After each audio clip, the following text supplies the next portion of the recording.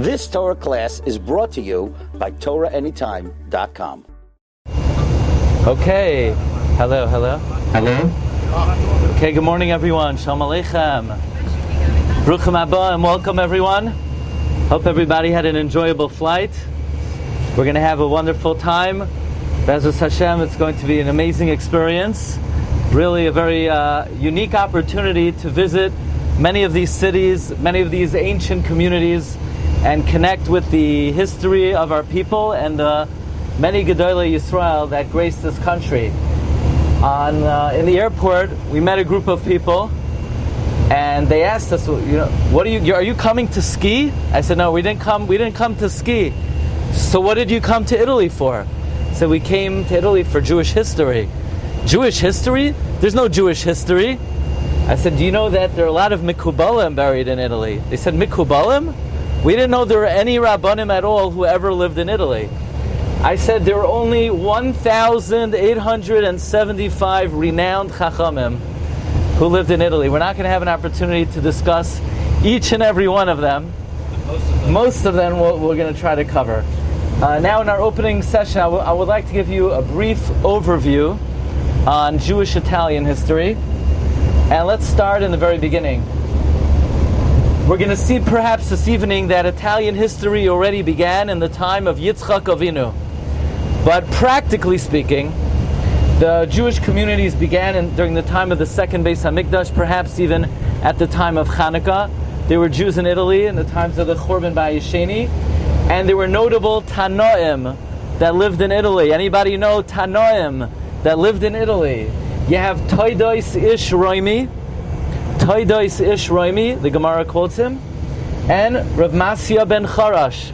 These were two Tanoim that lived in Italy. Okay, so now we're up to the 4th century. The Roman Caesar, Constantine, moved his capital to Byzantine in Asia Minor. Now he calls it Constantinople. So now the Roman Empire is divided into two, and it's very interesting. The eastern section of the Byzantine Empire, until the 10th century, ruled over southern Italy.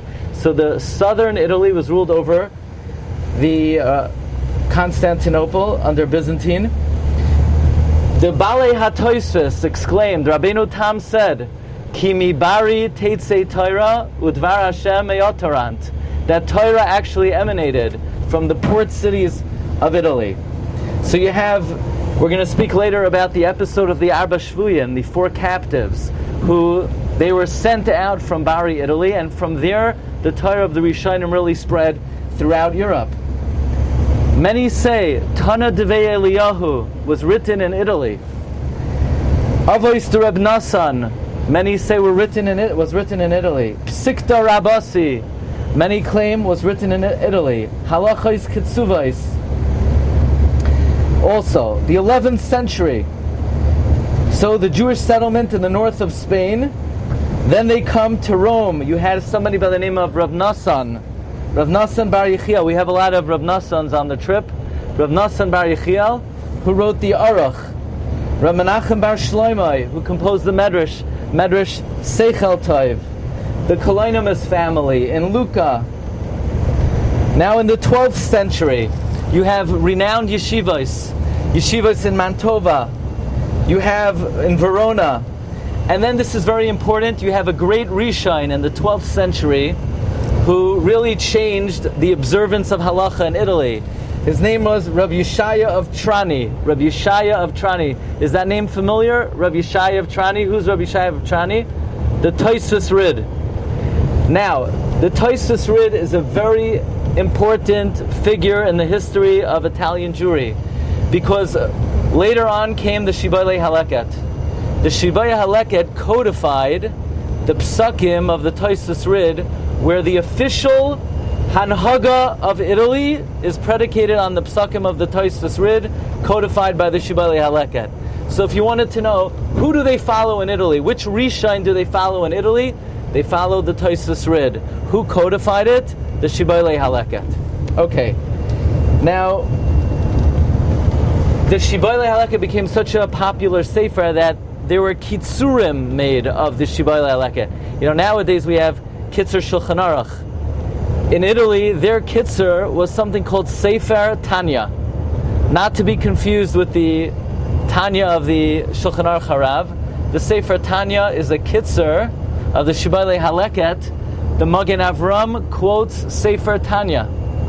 So an example where the Magen Avram quotes Sefer Tanya, Magen Avram tells us that Erev Shabbos Parshas Chukas, they would fast because of the burning of the Talmud in France in 1242.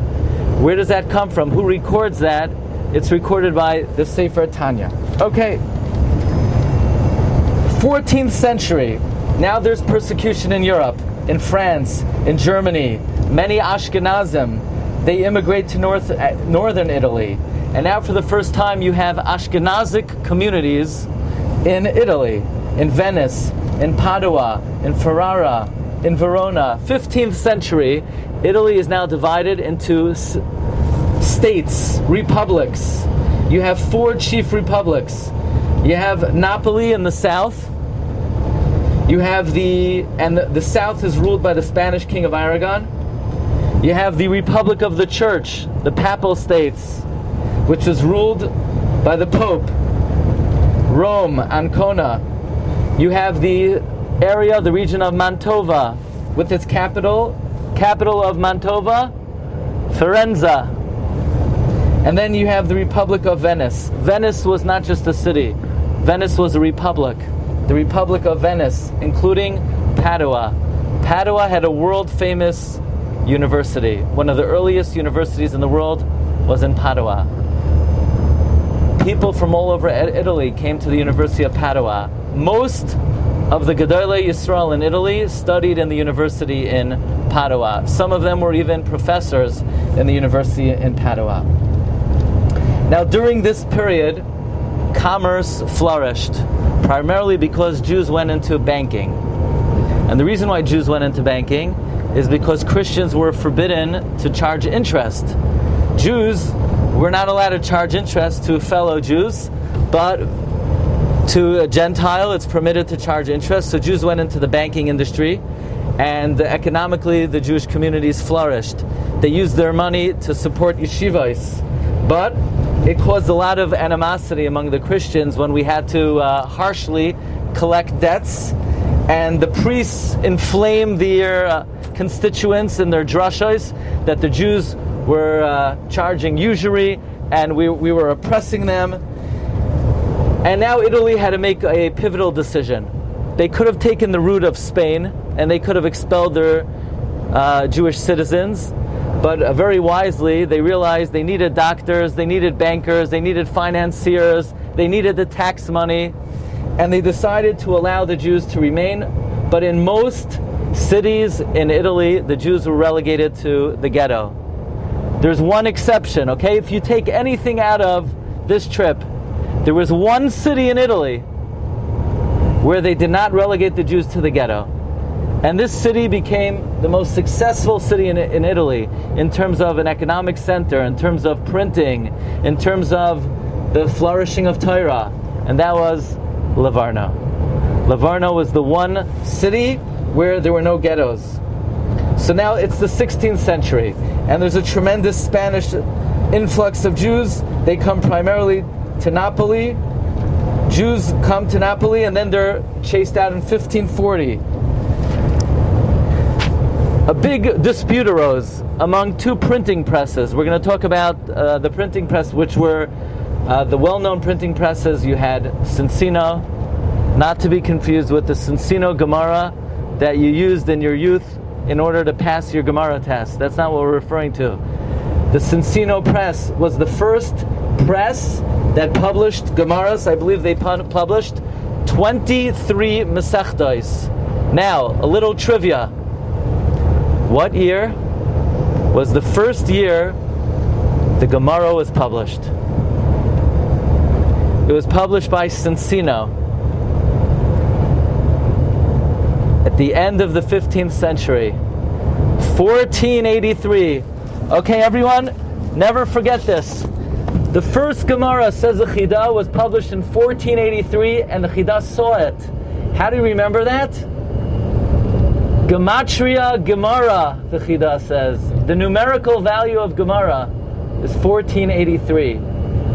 It's 243. Gemara is 243, and to translate a Jewish date into the English, a secular date, you add the year 1240. So Gemara plus 1240 is 1483. The very first Gemara was published in 1483. I just saw that over the weekend. I was very excited to see that. The Chida doesn't even make a big deal about it. Actually, in the Shem HaGedolim of the Chida, he has an entry of all the Gedolei Yisrael who ever lived. We've been speaking about the Shem HaGedolim lately. And he has an entry, and he has a listing of all the Svarim that were ever published. I didn't expect that one of the Svarim published was called Gemara. And the Chida has an entry on Gemara. And in the entry on Gemara, he talks about Cincino, the Cincino press. And he speaks about the first Gemara that was published in the year Gemara. So that didn't make my top 10 list of the 10 greatest highlights in the Shem HaGedolim, but there'll be maybe a second series that will be in the list. Okay. So a dispute arose between two printing presses in Venice, and the Talmud Bavli was accused of containing information that was considered heretical. And the Pope ordered to burn all the Gemaras in the city. Now you can imagine that those who were charged with carrying out the burning of the Talmud, they were not necessarily erudite scholars who could be mavchin between a Bavli and a Yerushalmi and a Tur and a Rambam and a Beis Yosef. So they, in many cases, they just burnt any Sram that they got their hands on. Okay, in the 17th century, restrictions continue. Jews in all the big cities, they're moved to the ghetto. As we mentioned, there's only one exception, Livorno in the Tuscany region near Pisa. The Duke decided that if he's going to build up an economic center, he has to give Jews equality. He made the ports duty-free. Marranos would not be interrogated. All the Marranos came to Livorno. Livorno's success was immediate. All the great minds, all the great Jews moved to Livorno. It became an economic center of commerce, of publishing, of yeshivas. All the Anusim came to Livorno from Spain, from Portugal. 18th century, very difficult economic times in Italy. Of course, the Jews were blamed. There was tremendous public pressure to chase the Jews out. Again, Livorno is the only city that didn't have restrictions. So Venice, Padua, Reggio, Rome, that was pretty much the end of the success of those cities. Now in Italy, in the 18th century, it's just Livorno. And some of the dukes of the various cities, they look at their own cities that had plummeted, that were in depression, that were in shambles, and they look at Livorno. Livorno was a world center of commerce, and they start to reevaluate how they need to treat the Jews.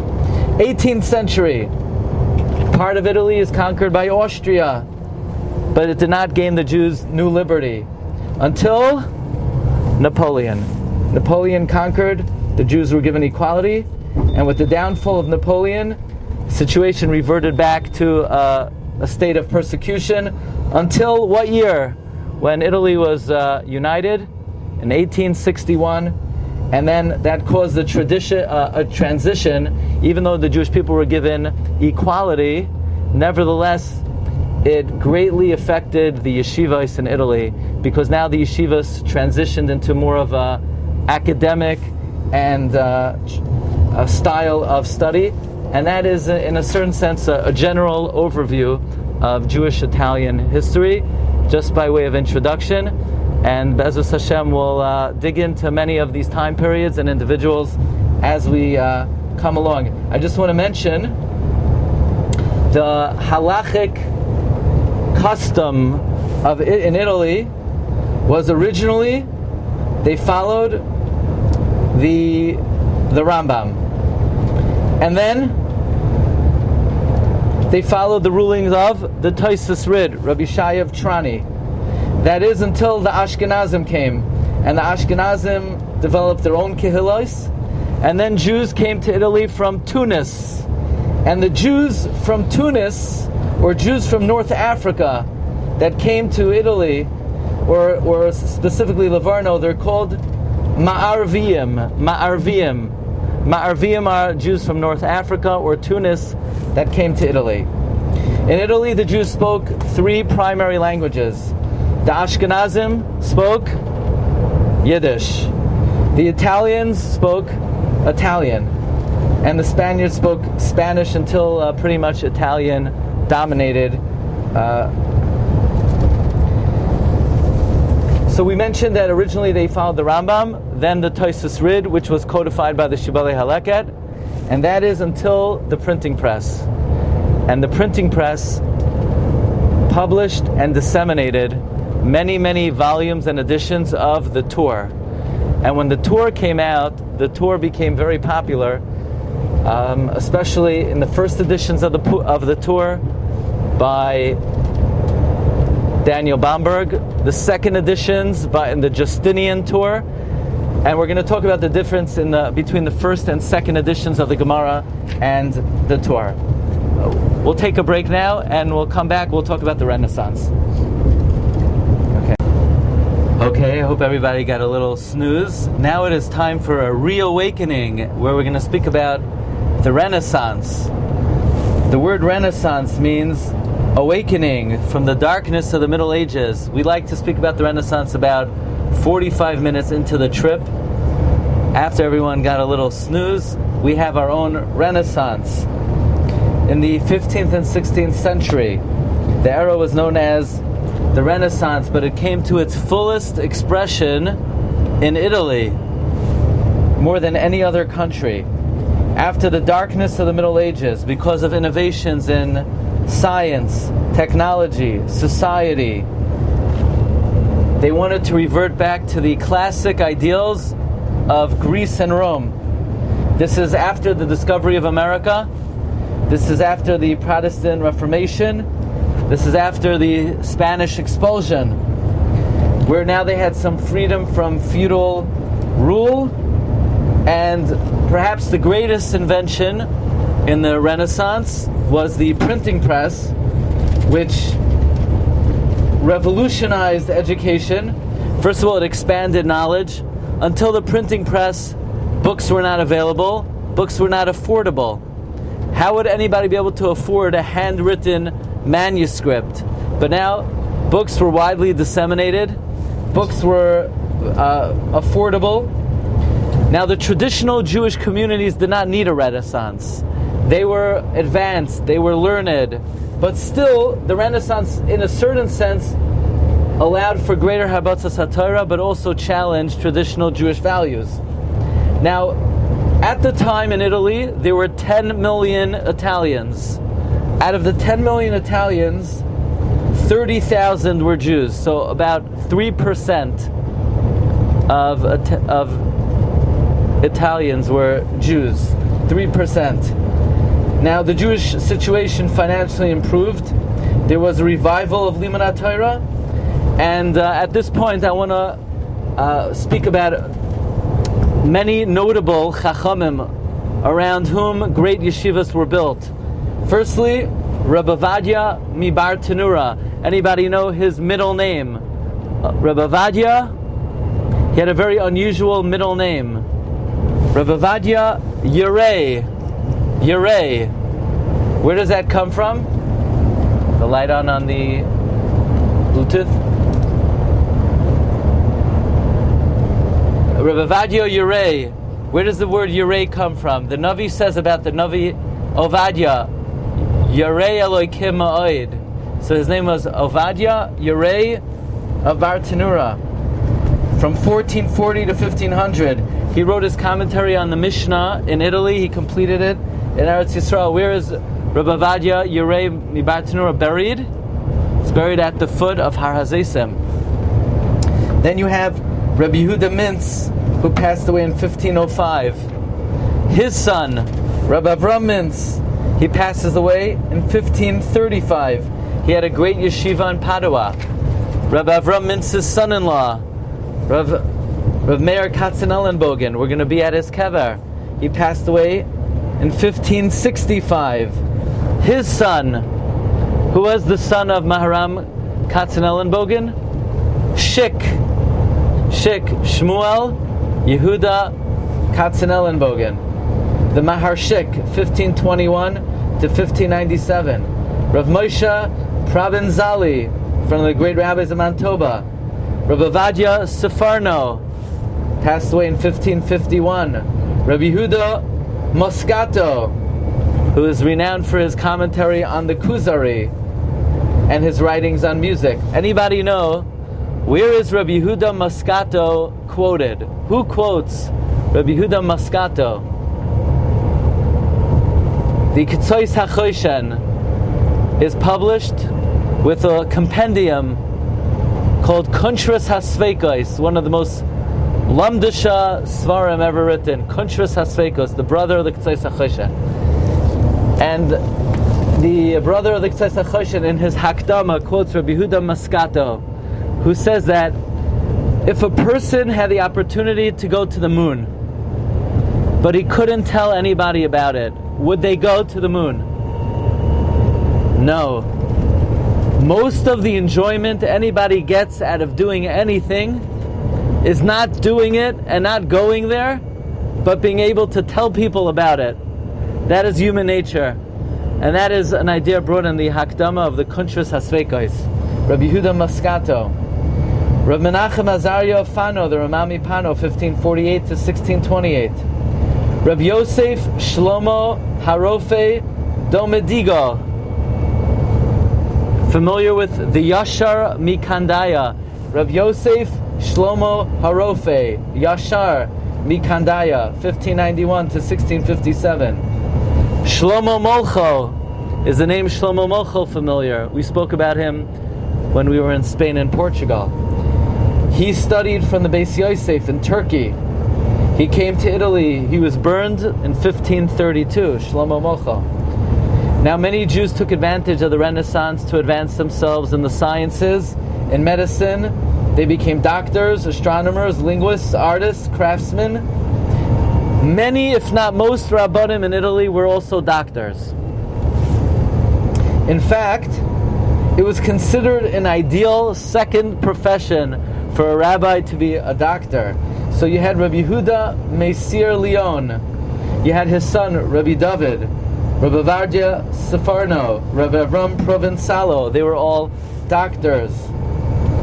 So it's very interesting. In 1599, there was a rule in Italy restricting the extravagant type of clothing, except for Ga'onim or doctors. If you were a Ga'on or a doctor or both, you were allowed to wear extravagant clothing. In fact, many Rabbanim felt that you were a greater rabbi if you were also a doctor. So, for example, Rav David Meisir Leon, one of the eminent Rabbanim of the 15th century, he writes, Mi shehu chacham koilel. Now that's an expression you should be familiar with. A chacham koilel. Chacham koilel meant you weren't just a rabbi, but you also had a profession in the sciences. So you're a chacham koilel. He says, someone who's a chacham koilel, b'shar hachachmais, hu yoyser roi l'smicha meha talmud hapashat. You are more worthy of smicha than just if you know Talmud Bavli. So many of the Svarim now began to have more of an academic bend. So for example, the Shiltei Giborim, not to be confused with the well-known Shiltei Giborim of Rabbi Avram Aryeh, the Shalshelas HaKabbalah, Rabbi Gedalia ibn Yechia. Shalshelas HaKabbalah was a work of history, which the Chida heavily criticizes and says is not authoritative. Rabbi Gedalia ibn Yechia, the Emek Habacha of Rabbi Yosef HaKohen, that speaks about the history of the kings of France. The Meir Einayim of Rabbi Azariah min Ha'adomim, who wrote a historical work. This was all a product of the Renaissance. But the leading Rabbanim challenged this type of ideology. So for example, Rabbi Yaakov Provenzali, he refuted the ideal that it was considered preferable for a rabbi also to be a doctor. He said, no, the traditional approach of the yeshivos b'ktzei hamizrach, who were chafetzim b'Torah v'oyavim b'Talmud, they felt was preferable. Also the chief adversary of Torah Umada Torah Umada was invented in Italy during the Renaissance. That's a fact. But the chief opponent was Rabbi Yosef Kalon. Who's Rabbi Yosef Kalon? The Maharik, the great Achroin, the Maharik. He said that the ancient traditional approach of Talmud Bavli, that was the approach of the Balei HaTosfos, as opposed to the Chachmei Sfarad, was preferable. And this was a dispute that arose here in Italy in the time of the Renaissance. Today, the Bir Halacha writes that for somebody to be advanced in the study of Talmud Bavli, we're no longer great enough to be able to excel in both areas. That was the conclusion of the Chafetz Chaim in the Bir Halacha. Hope everybody had an enjoyable picnic, enjoyable lunch. The question was raised, what is the objective of visiting Kivrei Tzadikim? What should one think about? What should one have in mind? What does one gain from visiting Tzadikim who are in the Olam HaEmes? So firstly, there is a major discussion in Halacha whether it is permitted to address the Tzadik directly. The conclusion of the Mishnah Brura is it is not permitted to make any requests of a Tzadik. When one goes to a kever, one should not place their focus on the Tzadik. Ani mamin be'emunah shalema shahaboire yisbarach shemai loy levadoi roi lehispalel ve'ein zulasoi roi lehispalel. One of the 13 principles of faith is that one can only pray to HaKadosh Baruch Hu and not daven to any human being. And that is the halachic conclusion of the Mishnah Brura. The Chai Adam says that if somebody addresses their tefillah to the tzaddik, now you're in jeopardy of possibly violating, being doiresh el hamesim, making a request of the dead. That being said, there is a tradition among the Hasidim, there's a tshuva in the Maharam Shik, that perhaps one can ask the tzaddik to intercede on their behalf. If you know that that is the custom of your family, based on the community that you live in, and you have authorized this with a competent halachic authority, then kol hakavod. If you're not sure, then you have to follow the halacha. The halacha is you cannot make any requests of the tzaddik. You can't ask the tzaddik to intercede on your behalf. So what should you be thinking? I could daven in at home in the 5 towns. There are a lot of very beautiful shuls. Of course, my shul is the destination of choice because there's no talking there. We don't have cell phones in the Beis HaKnesset, so that is probably the best place for you to daven. But there are other shuls in Brooklyn that you could go to, or around the country, or in Eretz Yisrael. So what's the advantage of going to Kivrei Tzadikim? So there's a beautiful Ran. The Ran is found in the Drashas Haran. The Ran basically says in contemporary verbiage that a kever is a Wi-Fi zone. What does that mean? There are certain spots on earth where you have stronger connection, certain spots where you have weaker connection. So for example, if you have Verizon, it's not compatible with Cedarhurst, New York. Right? People come to my house, all of a sudden they lose service. Why?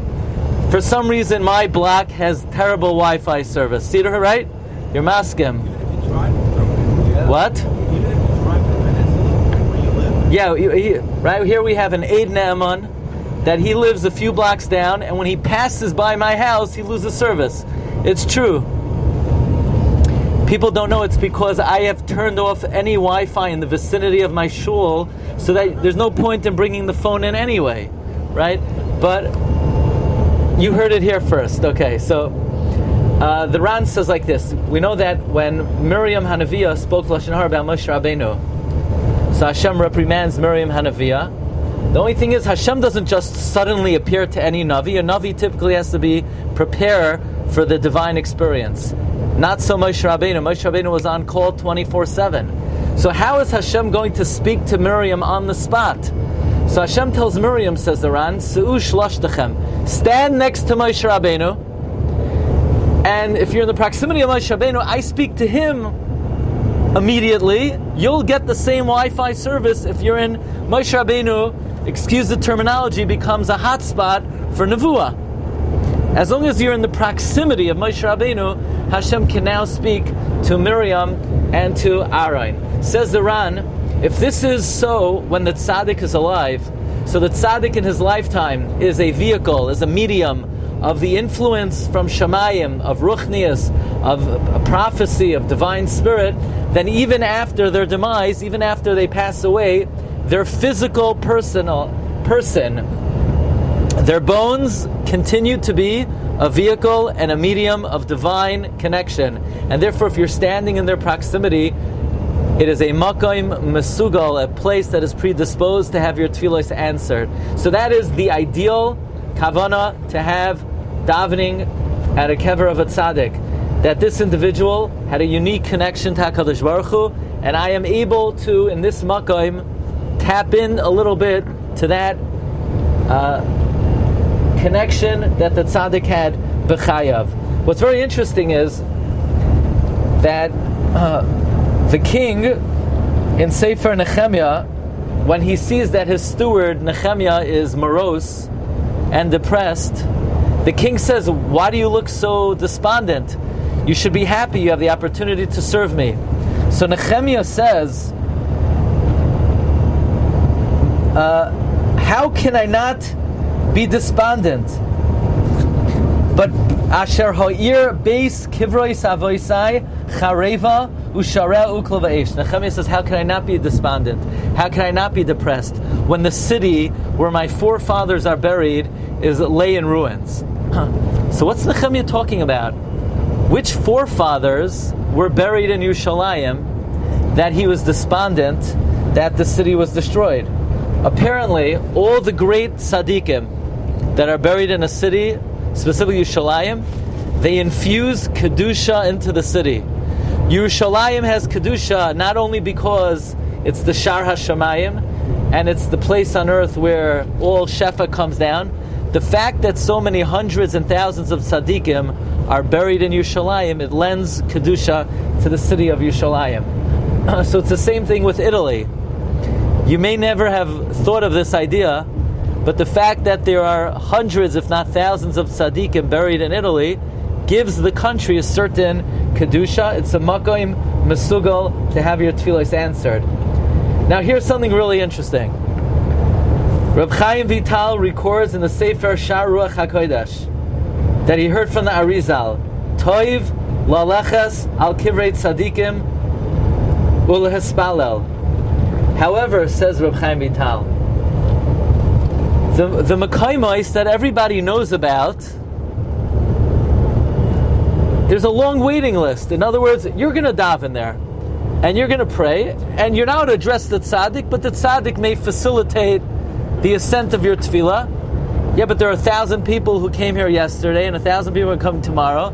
I mean, how much could the tzaddik do for each and every person? You know, he's overbooked, he's overworked. It's very hard to accomplish a lot in a place where many people go.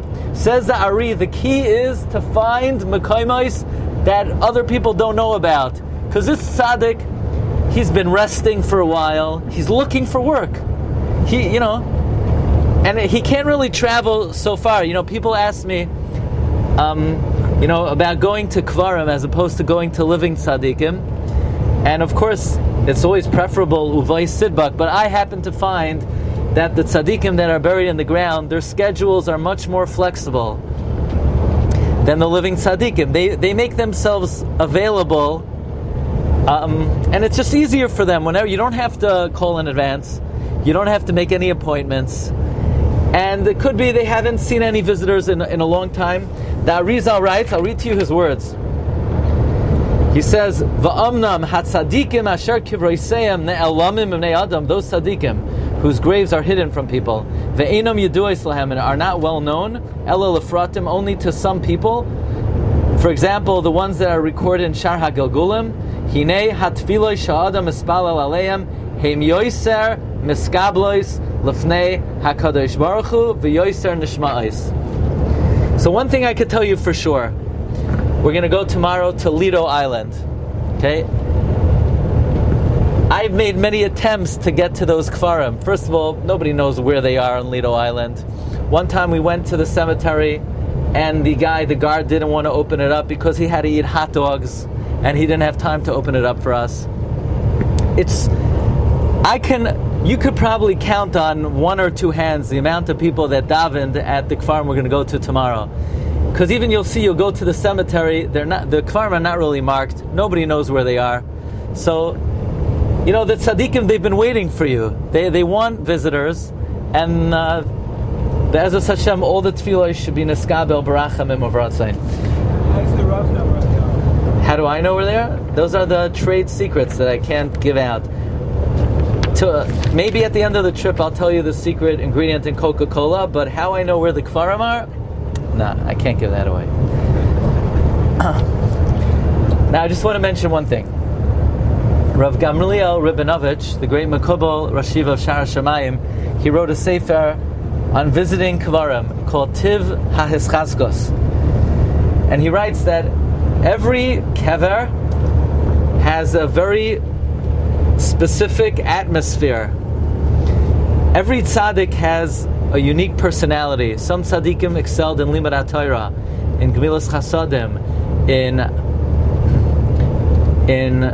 Gefes, in Gemara, Rashi, Tosfos. Others were Mikubalim. And every makom that you go to, you have an opportunity to learn from, adopt the particular hanhagos and sitkos of that tzaddik. And it's a way of saying to HaKadosh Baruch Hu, Hashem. Now he's talking about the kvarim in the north. And it's a way of saying to Hashem, I traveled 2 hours to go to this tzaddik because I want to learn about this tzaddik. And I want to adopt his practices. And I want to emulate his ways. And it's a very strong message to Hashem that our tefillah should be neskabel. So here it didn't take us 2 hours. First we had to travel 2 hours till we got to JFK. Then we had to wait 2 hours until they checked what's in our shoes and our handbags. Then we had to go wait on the runway, and we flew here, and then we're driving. So we say to HaKadosh Baruch Hu, look at the lengths we go to be able to learn about the history of these tzaddikim, the hanhagos of these tzaddikim, the svarim of these tzaddikim, and we want to emulate the righteous ways of these great people, and in that merit, all of our tefillah should be neskabel barachamim of Ratzain. This is a very important presentation, because without this, you're going to have a hard time understanding the Italian Gedolim. I'm going to hand out a picture now. You're going to have a very hard time with this. You're not allowed to look at it. Okay, so you get it, and you take it face down. No, I don't want to catch anyone looking at it. If anyone looks at it, we're going to take away your fourth sandwich. In the bag, we're going to take away the fourth one. Okay? So here's the picture. You're not allowed to look at it. Thank you. I'll tell you when, okay? Face down. It's okay. In the video, you can look at it.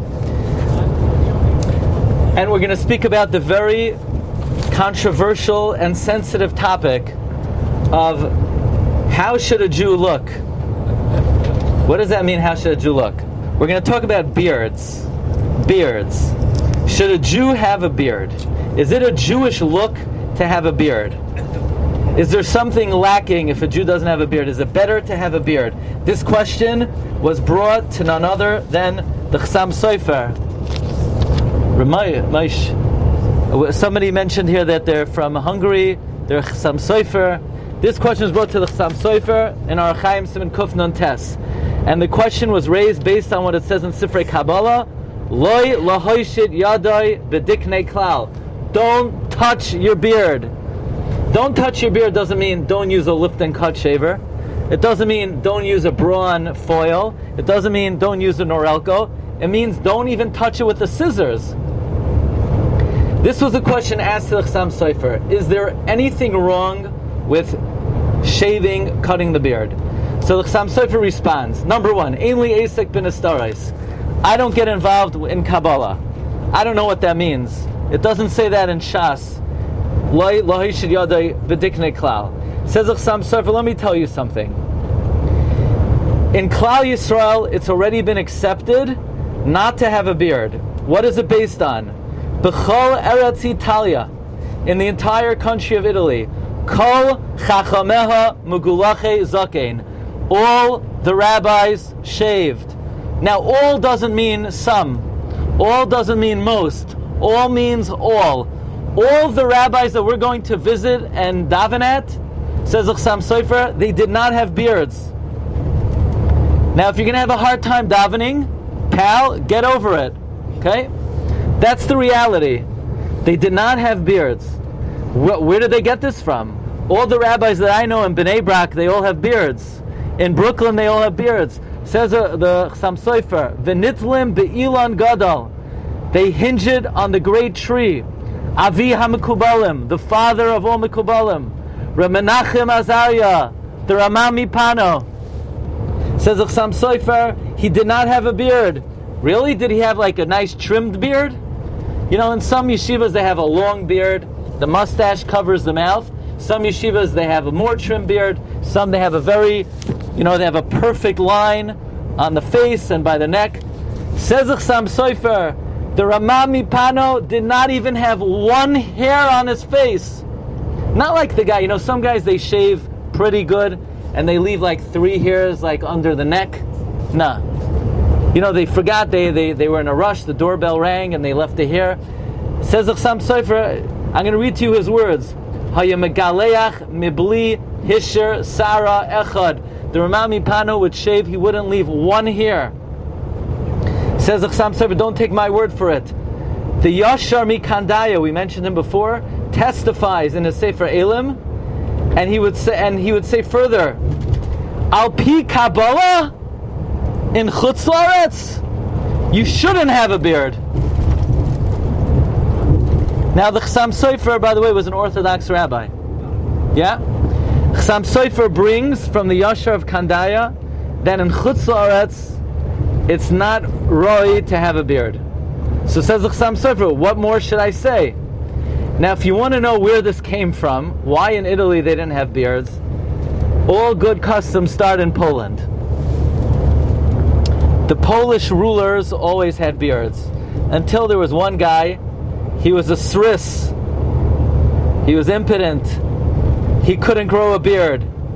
And once he couldn't grow a beard, Kol Hagoyim Nilvim Acharav, all the other Gentiles did not grow a beard in deference to this Polish ruler who couldn't grow a beard. Now Jews were being persecuted. They were running from country to country. If you're gonna, it's like, the Jew, they go to great adventures and they think they put on a Yankee cap and nobody knows who they are. They have a beard down to the floor, they have payas down to the floor. Rabbi Yid, me? What do you want from me? I'm not Jewish. How did you know I'm Jewish? So the Chassam Sofer says that in order to hide, Jews in Europe did not have beards. In Poland, in Hungary, anywhere. Why? Sakanas nefashos. Says the Chassam Sofer, anybody who says that there's any chait or avain, chalila, for not having a beard, anyone who says there's something not Jewish about not having a beard, asid litain es hadin, will be held accountable for that. Says the Chassam Sofer, based on halacha, based on Jewish practice, there is no requirement to have a beard. Anyone who says that there's some chisaron in a Jew who doesn't have a beard, asid litain es hadin. Azoizak the Chassam Sofer. Okay? Now where does this come from? They blame it on the Rama Mipano, who the Chassam Sofer says did not leave even one hair on his face. Now there's a Rav who lived in Ancona. I think in the summer we're going to be visiting Ancona. And the name of this Rav was Reb Shamshin Morpogo. And Reb Shamshin Morpogo deals with the following shaila. In Salonika, the Jews started cutting their beards. So the Rabbanim were not happy with that. After all, ancient Jewish custom is a Yid has a bard. So they wanted to scare the Salonikians into saying that if you cut your beard, we're going to put you in cherem, and you're not b'chlal amisecha, And Rav Shamsberg was asked, is that permitted to do to instill fear in Jews to revert back to the old practice of growing a beard? He writes, it's usher to do that. Halachically, there is no requirement to have a beard. You can instill fear into people for having a beard. Okay. Comes Shalas Teshuvas Be'er Esek. Shalas Teshuvas Be'er Esek was published in Venice. He was a Talmud of Yitzchak Mipano, a son-in-law of the Ramah Mipano. His name was Rabbeinu Moshe Shabsi ben Rabbi Nachum Mendel Chaim Be'er.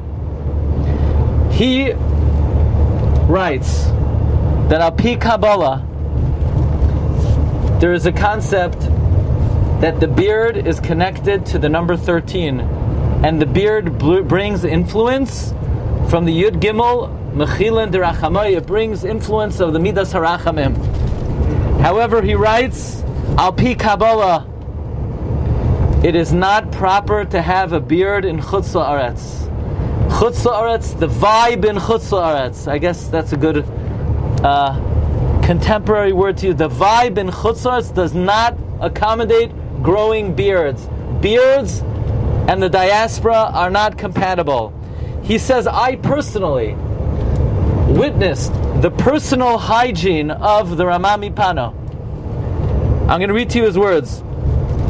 Va'ano nafshoi darashti v'chakarti heitev hodek hechinig haramah mipano v'dokle v'yadati al nochen. I know for sure ki kol erev Shabbos have a chayef reishe. Every erev Shabbos he would shampoo his head. And you want to know, why is he shampooing his head? Why isn't he shampooing his hair? Very simple. The kireach hava bereishe. He didn't have any hair on his head, so therefore he shampooed his head, not his hair. So you obviously the Be'er Esek had very close knowledge of the personal hygiene of the Ramah Mipano, who shampooed his head. Umistaper bediknei, and he shaved his beard every Friday. So here you have it. You have the eyewitness account of the Be'er Esek that the Ramah Mipano would shave his beard every Friday. Now, if I want to ask you a question. If somebody came to you and told you that he witnessed that a certain tzaddik does X, Y, and Z, what should your attitude be? Say, I don't believe you. I don't believe you. Of what relevance is it that you claim that so-and-so did such and such? And I would like to share with you what is one of the most important shuvos ever written. Okay, you're still with me, everyone? You didn't turn over the picture yet, right? No. Okay, good. I want to bring to your attention Shailas Teshuvas Divrei Yosef. Shailas Teshuvas Divrei Yosef was written by Rabbi Yosef Irgaz. Rabbi Yosef Irgaz lived from 1685 to 1730. Rabbi Yosef Irgaz was one of the great all-time Mekubalim. He wrote the Sefer Shomer Amunim, which is an introduction to Kabbalah. Rabbi Yosef Irgaz, we're going to go to his kever in Livorno. Okay, it's an amazing experience. Rabbi Yosef Irgaz, one of the great masters of Kabbalah. He quotes Shalas Teshuvas Divrei Esek, and he says, with all due respect to the Divrei Esek, this is the problem when a novice learns Kabbalah. Because if you have no understanding of why a beard is important, then what right do you have to say that you should only have a beard in Eretz Yisrael and not in Chutz La'aretz? Unless you have a profound understanding of what a beard accomplishes, you have no right to make any distinction between Eretz Yisrael and Chutz La'aretz.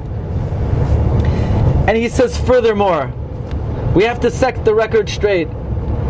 Anybody who says that there's an avera to shave a beard is a koifer b'Torah shebal peh, and if they pick up a bottle of wine, it becomes yayin nesach.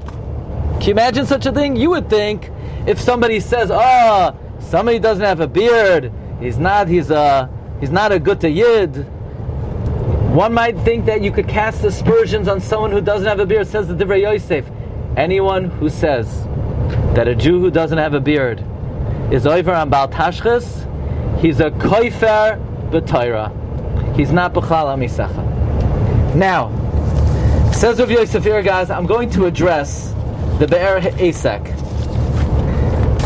Number one, says the Rabbi Yosef here, guys, the Be'er Ha'esek says he personally witnessed the Ramami Pano, that the Ramami Pano would shave his beard. Not only was his eyewitness account not accurate, it contradicts his whole story. Because he says the Ramami Pano was Galach Bidikne. He shaved in his beard, which means the Ramami Pano had a beard and he just trimmed it.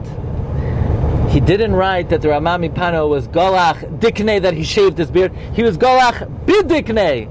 So the first thing is, he claims the Ramami Pano shaved his beard. No, not true. The Ramami Pano trimmed his beard. Number two, I asked my Rebbe, the Rabach, this is a very important name you need to be aware of. The Rabach was the father-in-law of Rabbi Yeshaya Bason. Rabbi Yeshaya Bason is the Rebbe of Rav Moshe Chaim Lutzato. The Rabach was the senior Mekubal in Italy. And the Rabach told me, don't rely on the Be'er Ha'esek. It's not a credible sefer. So the fact that he said the Ramami Pano shaved his beard, don't believe him. Number three, the Rabach says, I saw a picture of the Ramami Pano. And now is the time that you've all been waiting for. Okay? Brace yourselves to be able to turn around your picture and look at the picture of the Ramami Pano that is in Mantova. And there the Ramami Pano's beard was flowing on all edges. And this is a Hakchosha B'Gufo Eidos. Yeah? Here you see the Ramami Pano. We're going to speak about him at his Makoy Menucha. The Ramami Pano was one of the great old-time Mekubalim. And in this picture of the Ramami Pano, there is no question that he had a beard. But more importantly, Mr. Be'er Ha'esek, Rabbi Be'er Ha'esek, you say that the Ramami Pano shaved his beard? Let me tell you something. If you would have told me that the Ramami Pano said that in Chutz Aretz you should shave your beard, you know what I would tell you? I don't believe you. Why do I have to believe you? Because you told me you saw it? Maybe you weren't feeling well. Maybe you were hallucinating. Maybe you mistook the Ramami Pano for a different rabbi. Iker etzleinu ein lameidim halacha mipi maisa. A main principle in halacha is you cannot learn out halachas from stories. Stories are irrelevant when it comes to halacha. They are not relevant when it comes... Now, storybooks are very good. It's better than reading the New York Times. Actually, anything is better than reading the New York Times, especially storybooks. But did they happen? No, we have no evidence that they happened. But the person says that he saw it. Okay, that's very nice. Many people make many claims about many things in this world. They have no bearing on halacha. Iker etzleinu ein lameidin halacha mipi maisa. And even if the story is true, maybe the Ramami Pano's doctors told him he needs to shave for health reasons. Maybe he didn't feel well. Maybe his wife wanted him to shave. You cannot prove from what the Ramami Pano did what anybody should do. If he would have said it, maybe then you could declare it has bearing in halacha. But he never said it. You just claim you saw it. It's irrelevant. This is the great tshuva of Shailas Utshuvas Divrei Yosef. The Divrei Yosef, by the way, was the Rebbe of the Yad Malachi. Yad Malachi is Rabbi Malachi HaKohen, the author of the great work on Shas, of Klalei HaShas. We're going to be at his kever. He's also buried next to Rabbi Yosef Irgaz. Now, understandably, the Minchas Elazar is not happy with this Chasam Sofer. Now, ordinarily, the Minchas Elazar would never challenge the Chasam Sofer, but now it's about a beard. And the Minchas Elazar is not going to take this. So how's the Minchas Elazar going to argue on the Chassam Sofer? That's very difficult to do. But the Minchas Elazar raises a very interesting and good point. That the Chassam Sofer quoted the Yashar of Kandaya, that the Ramami Pano did not have a beard, and that the Yashar of Kandaya said that in Chutz La'aretz it's better not to have a beard. It does not seem to be an accurate quote of the Yashar Mikandaya, because the Yashar of Kandaya never mentions the Ramami Pano in any of his writings. There's an introduction in the writing of the Yashar of Kandaya that the publisher said that the Ramami Pano did not have a beard. So says the Minchas Elazar, it is well known that in all the paintings of the Ramami Pano did have a beard, and if the Chassam Sofer would have seen the Shalsei Teshuvos Divrei Yosef that the Ramami Pano had a beard, the Chassam Sofer, he says, would not have written this, and therefore the Minchas Elazar valiantly attempts to uphold the more traditional view that having a beard is considered worthy for as a Jewish symbol. Nevertheless, it is clear the Chassam Sofer concludes, and the Divrei Yosef concludes, that halachically it is certainly not required, and we can't do much to budge what the Chassam Sofer writes in his closing lines.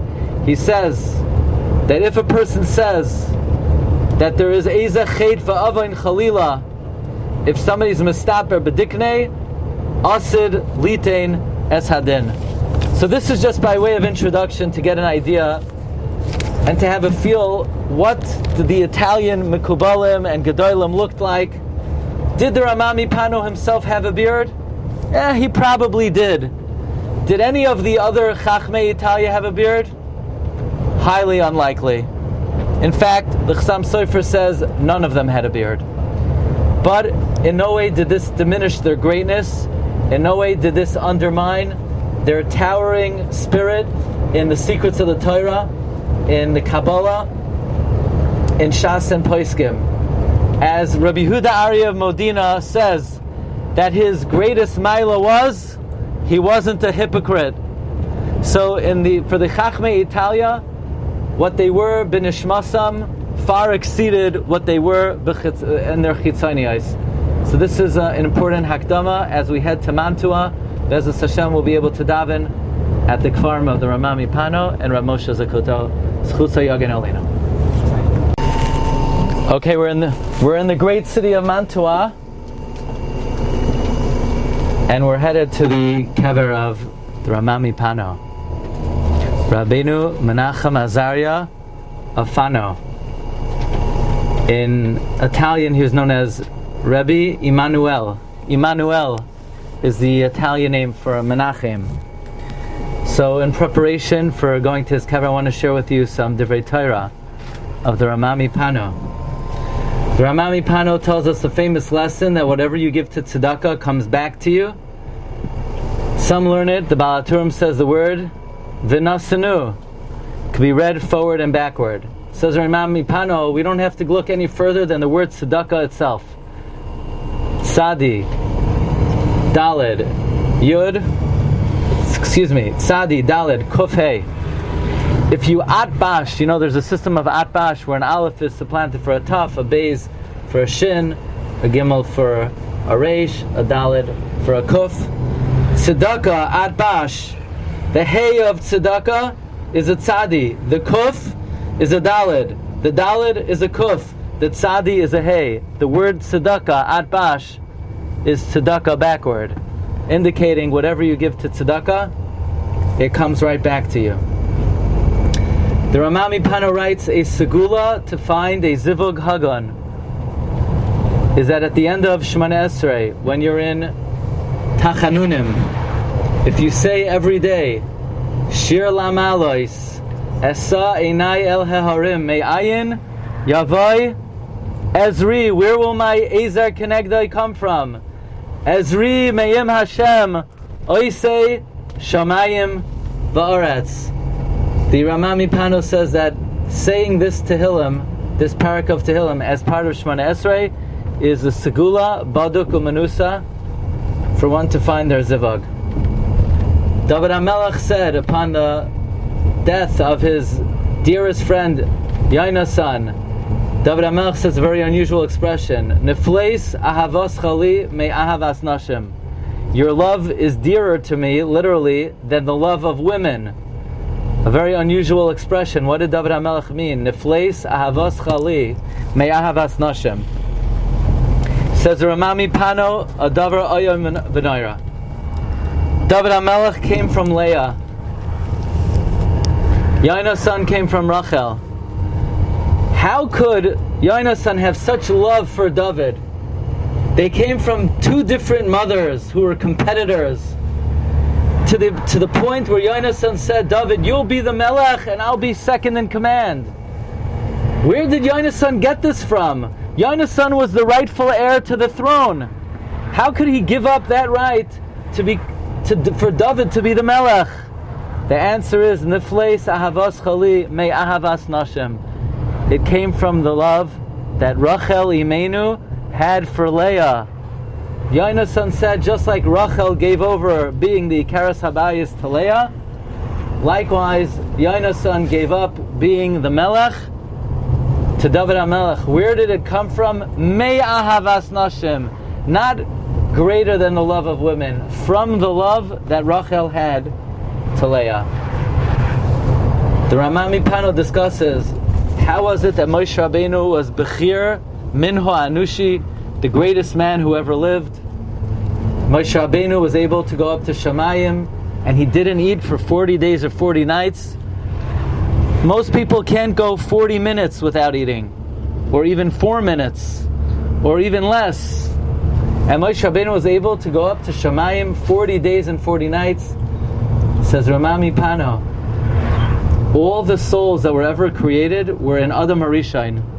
And when Adam HaRishon ate from the Eitz Hadas, it nourished his whole body and all the souls who would ever come out in the Jewish people. There was only one soul that was not Nene from the Eitz Hadas, Moshe Rabbeinu. Where was Moshe Rabbeinu when Adam ate from the Eitz Hadas? He was hiding out in the Kaneh, in the windpipe of Adam HaRishon.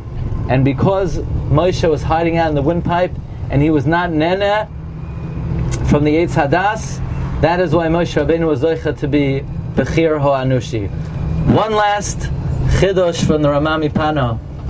Ramami Pano says, Amar Rav Yehuda Brei de Rav Shmuel Bar Shilas Mishmei de Rav Kishem Shemishenichnas Av Mematin Besimcha Kach Mishenichnas Adar Marbin Besimcha. What kind of name is Shilas? Says Ramami Pano, Shilas is a Rashi Tevis. Shivisi Hashem Lenegdi Tamid. Ramami Pano, Rav Menachem Azariah of Pano, Zechusa Yagin Alino. I think it's safe to say Yaganu Matsanu Tamin. We walked here almost a mile to reach the Makkah Menucha of the Ramami Fano, Rav Menachem Azariah of Fano, who lived from 1548 to 1620. He's an individual. Chassam Sofer says he's Avi HaMekubalim. He's the father of all Mekubalim. We know Rabbi Yonasan Eibishitz and Rabbi Yaakov Emden did not agree about everything, to say the least. One thing they agreed about is that the Ramah is one of the greatest of the all-time Mekubalim. Now, the Ramami was born to a very wealthy family. He had a great fortune. He dedicated all of his money to publish Svarim. First of all, he bought off the Ramak the rights to his Sefer Or Yakar. He bought off the Almana of the Ramak many of the Ksavim of Moshe Cordovero in order to publish it.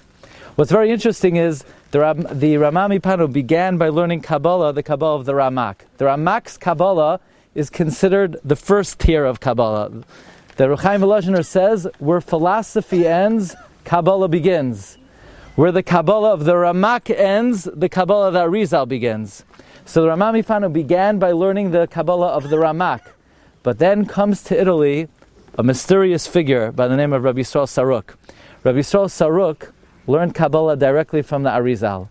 And Rabbi Yisrael Saruk gave over to Ramami Fano the Kabbalah of the Arizal. And there's a big question. How could Rabbi Yisrael Saruk give over to Ramami Fano from the Kabbalah of the Arizal the Arizal was very vehement. There's only one person authorized to give over his Kabbalah, and that is Reb Chaim Vital.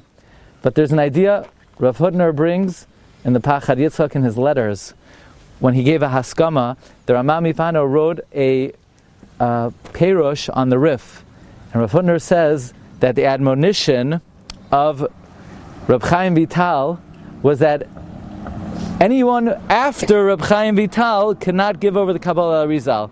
But Rabbi Yisrael Saruk was grandfathered in before Reb Chaim Vital learned from the Ari. Actually, Rabbi Yisrael Saruk taught a branch of Kabbalah Reb Chaim Vital doesn't deal with. It's called the Olam before the world was created. That's the branch of Kabbalah that Rabbi Yisrael Saruk talks about, and that the Rama Mipano learned. Now it's very interesting.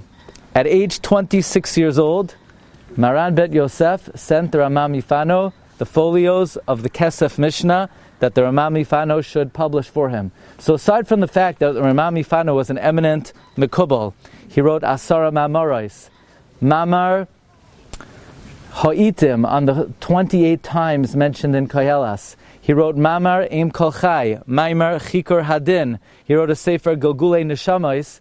The Rama Mifano also is responsible for publishing the Svarim of Rav Moshe Cordovero and publishing the Svarim of the Beis Yosef. Now the Beis Yosef did not have to send the Rama Mifano his Svarim. The Beis Yosef could have sent his Svarim to be published in Turkey. But he knew here, if you want to get a Sefer published correctly, Italy, and he entrusted it to the Rama Mifano. Every day the Rama Mifano would be misboided with HaKadosh Baruch Hu, to the point where his neshama literally went up to Shamayim. And he would tell his shamish to come and sort of, snap him out of it so that he remains here in this world. On one particular day, there was a fire here. And the shamish got caught up in the fire, and the Rama Mifano's soul was returned on high on the 4th day of Av in 1620. We mentioned many of the Mekubalim passed away from Rosh Chodesh Av until Tisha B'Av. The Ari, Rav Shanshin, Me'ashapoli, and the Rama Mifano. So literally, the Rama Mifano, Chassam Sofer says, Avi HaMekubalim. It took us a lot of effort to get here. Be'ez Hashem, all of our tefillah should be Niskabel, Barachamim of Ratzain. Okay, we're going to say a Kapitel Tehillim, and then we're going to speak about Rav Moshe Zakuto. Okay, this is also the Makkah Menucha of another great eminent Mekubal, Rav Moshe Zakuto, Rav Moshe Zachus. Rav Moshe Zakuto was born to a Marano family in Amsterdam, from Portugal. And actually, me and Rav Nassan here on the camera, we were just in Amsterdam. We were at the kever of Rav Shaul Mortera. Rav Moshe Zakuto was a student of Rav Shaul Mortera. In his youth, he studied secular subjects. And as he was becoming more advanced in Kabbalah, he felt that his knowledge of Latin was infringing on his ability to expand in Kabbalah. So Rav Moshe Zakuto fasted 40 days that he should forget all of his knowledge of Latin, and he was zoicha to forget all of his knowledge. He was first the Rav in Venice. Then he was the Rav in Padua. And then he was the Rav here in Mantova for 24 years. He was a Talmud in Nigla of Rabbi Azariah Figo. Rabbi Azariah Figo was a student of Rabbi Yehuda Ari of Modena. In Kabbalah, he was a student of someone who learned from the Ari, Rabbi Binyamin Halevi. The Chida writes about Rabbi Binyamin Halevi that he had Kabbalah Amitis from Rabbi Chaim Vital, and the Ramaz, who's known as Ramaz, accepted Kabbalah Amitis, Soiles Nikia. Now the Chida quotes the Ramaz, a Gavaldiga Kasha. You ready? Here we are, we're in Mantua. The Chida and the Shem Agdalim brings an amazing question. The Zayar says, we have a tradition. How many Parshios are there in the Torah? 54. Very good. Gan Parshios. Officially, 53. But, Reb Shimon, what? Israel. Rabbi Yisrael is asking, good, there are really 54 Parshios. So what is this tradition of the Zayar that there are 53 Parshios, there are 54? So the Chida brings from Ramaz and Moshe Zakuto that Nitzavim Vayelech, since they're always laying together, they're considered one Parsha. Then the Chida brings from another Italian Gadol. He was the Rav of Venice, Reb Shmuel Abuhav. Reb Shmuel Abuhav says that there's another Parsha that perhaps doesn't count. V'zois HaBracha. Why? Because we don't lean it on Shabbos. Since we don't lean it on Shabbos, so that. But says the Chida, I'm going to tell you my own answer, and I just remember now it's on this week's Parsha. Says the Chida, you know which Parsha doesn't count? Tetzaveh doesn't count. Because Truma and Tetzaveh is one Parsha. L'chvoidoi shel Moshe, because how could it be that there's a Parsha without Moshe's name? There is no Parsha without Moshe's name. I know what they told you in the Cheder, but there is no Parsha that doesn't have Moshe's name. What do you mean Tetzaveh? No, says the Chida. Truma and Tetzaveh, it's all one Parsha. Now, the Ramaz is quoted when it comes to Kabbalistic practice, Legabe Tefillah. So let's say you made Slichais. Wouldn't it be convenient? You daven Marav at 9:30 p.m., you finish 9:45, and you chapa Slichas. Says the Ramaz, don't even think of it. Shari Tshuva, Siman Taf Kuf Pei Aleph, Hilchas Slichais. Now, how do you remember Slichais is in Siman Taf Kuf Pei Aleph? Because it's tough, it's a tough time of the year, and coffee, you need to drink a lot of coffee. That's how you remember. And don't laugh.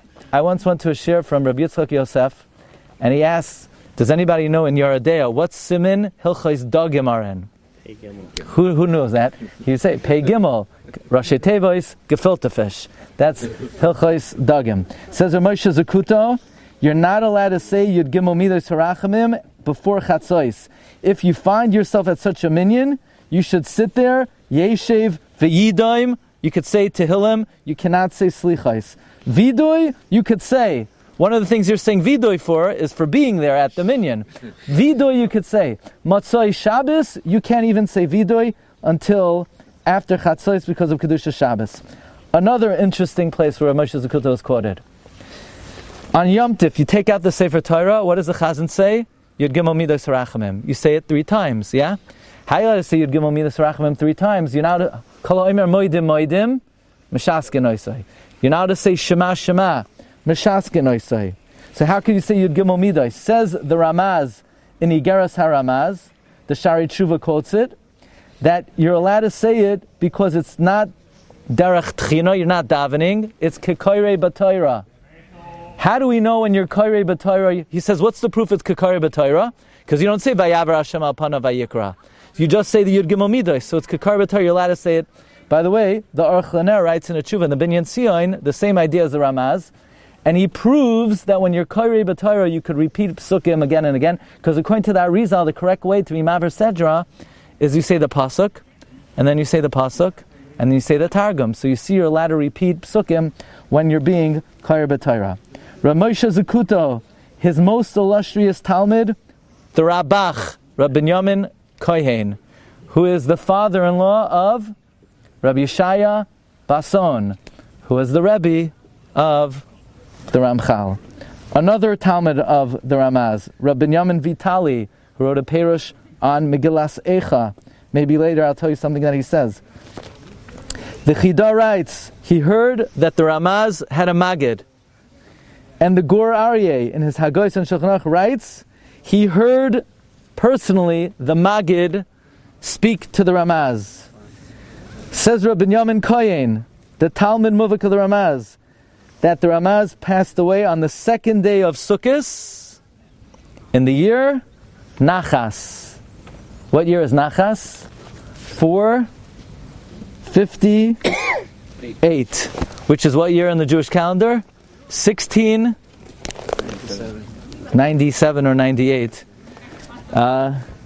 He passed. So on Sukkot, it's 1697 because the new year didn't come yet. So 1697. Zchusa Yagen Aleinu, V'al Kol Yisrael. Amen. Okay, take 2 here. We're driving through the city of Verona. There was a great Gadol Yisrael. Although he did not live in Verona, legend has it that he's buried in Verona. Now everyone's welcome to get off the bus and try to locate the kever, and I'll meet you in Venice as soon as you find it. It shouldn't take too long. Let me tell you a little bit about the story. Rabbi Avram Saba. Rabbi Avram Saba was born in Spain in 1440. He passed away in 1508, the year Chasar, the same year that the Abarbanel passes away. And you look at the dates, 1440 to 1508, and you realize right away that he lived through the Gerushe Sepharad. And indeed, Rabbi Avram Saba is an illustration of the inhumanity that could be perpetrated in the name of religion. Rabbi Avram was born in Castile. He's a Talmud of Rabbi Yitzchak de Leon, who taught him Kabbalah. And by the time of the Inquisition, this is the Marina, yeah?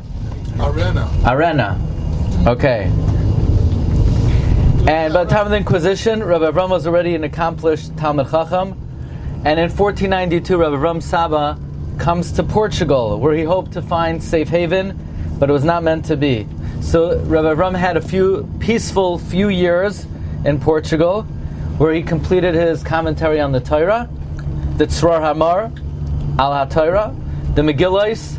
His commentary is called Eshkol HaKofer, and a perush on Pirkei Avos. But who remembers who is the king of Portugal at the time? King Manuel. Okay, King Manuel. And King Manuel had a terrible surprise in store for the Jews of Portugal. We spoke about this past summer when we were in Portugal, but King Emmanuel decreed that any child was under 18 years old was snatched away from his parents and forcibly converted by the church. Rabbi Avram had 2 little boys. They were kidnapped, forcibly baptized. He never saw them again. But that was not all. Rabbi Avram had a very impressive library of manuscripts that he collected, that he bought. They were all confiscated. They were burned in the public square in Lisbon together with thousands of other Sfarim. So Rabbi Avram is bereft of 2 of his children. His life collection was burnt, but at least he had one more treasure, his personal manuscripts al HaTorah and on the Megillos and on Pirkei Avos. And then one day, Rabbi Avram gets word that they were on to his secret.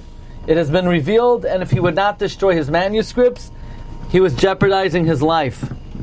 So, with a broken heart, he dug a grave and he buried his manuscripts under an olive tree. He never saw his Kisvei Yad again. So Rabbi Avram writes in his introduction to Megillas Esther, Eshkol HaKofer, that he was subsequently imprisoned together with another Talmud Chacham to force him to convert. The other Talmud Chacham died al Kiddush Hashem, and Rabbi Avram managed to escape after 6 harrowing months in jail. He escapes Portugal, and together with one of his sons Yitzchak, he fled to Fez, and he rewrote from memory the Tzror Hamar, Al HaTorah, and Eshkol HaKofer on Esther and Rus. The Tzror Hamar writes in Parshas Bahar that the troubles of the Spanish Inquisition was caused by the lavish lifestyle, the arrogance, the haughtiness, and wherever Rabbi Avram traveled, he always preached about this subject. Now, there's a little bit of a good ending. Rabbi Avram's granddaughter marries Maran Bet Yosef, Rabbi Yosef Karo. So Rabbi Avram Saba was the grandfather-in-law of the author of the Shulchan Aruch. But I want to read to you a legend that the Chida writes in his entry to Rabbi Avram Saba in the Shem HaGedolim.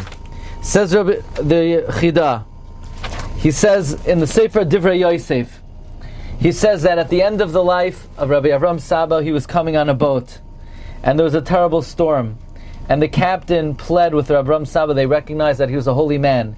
He said, pray for us, pray for us. Rabbi Avram Saba said, I will save you, I will pray for you, on condition that if I die on this boat, you will not throw me overboard, but you give me Kvuras Yisrael. If you agree to do that, no harm will come your way. The captain swore to Rabbi Avram Saba. Rabbi Avram Saba prayed. The storm stopped, and after 2 days, Rabbi Avram Saba was passed away. Some say it was Erev Yom Kippur, and they were close to the city of Verona.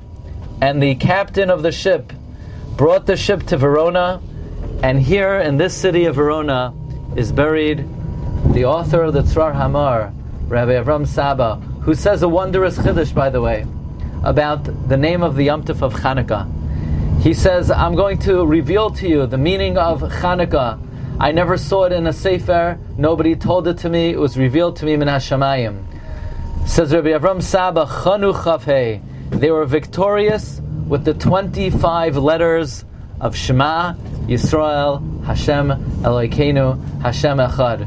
As we know, Rashi tells us in Chumash that even if all the soldier knows is Shema Yisrael, that's enough of a zechus for them to be victorious in battle. Chanu Chavhei, says Rabbi Avram Saba, when somebody does not have enough time to learn, Hashem gave Klal Yisrael a shortened, condensed form of Kol HaTorah Kula, and that is the 25 letters Shema Yisrael Hashem Elokeinu Hashem Echad. By the way, it's almost the Yom Tov of Purim, and Megala Amukos reveals there are 54 words in the first parsha of Shema.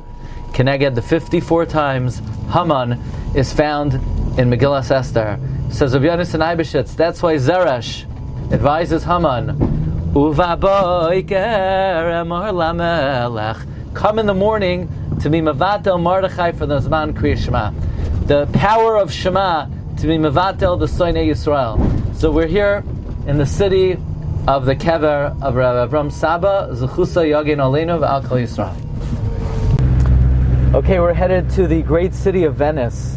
Venice had many very notable Rabbanim. We were at Rav Moshe Zakuto today, who is buried in Mantova, and Rav Moshe Zakuto was the Rav of Venice. The Rav Yehuda Aryeh Modena was the Rav of Venice. There were many great Rabbanim in Venice. The Rabbanim of Venice were known to have given the Ramchal a very difficult time, and one of the associates of the Ramchal, Rav Moshe David Valley, writes amazing words about the city of Venice. He says when Mashiach comes, the first city that will recognize HaKadosh Baruch Hu will be the city of Venice. Now it's very interesting, there are two sister cities, there's Venice and Padua. It says that the Ramat Valley, the Tumah of Venice is the Tumah of the Kelev. The Tumah of Padua is the Tumah of the Nachash. Someone even asked me, why are there so many Klavim around? They said there are more Klavim than Yoladim. That's what somebody asked. So Moshe David Valley would explain how Pi Kabbalah, the Tumah of Venice is the Tumah of the Kelev. But there were many great old-time Rabbanim who served in the city, and Be'ezus Hashem, tomorrow we're going to go to the Lido Island, which is a cemetery off of Venice, where we'll visit the kever of Yehuda Aryeh of Modena, as well as Rebbe Eliyahu Bachor, Zuchusam Yagin Aleinu. Good? Okay, good evening everyone. Before we bench, I just want to share with you one amazing thought from the Chida, Reb Chaim Yosef David Azulai.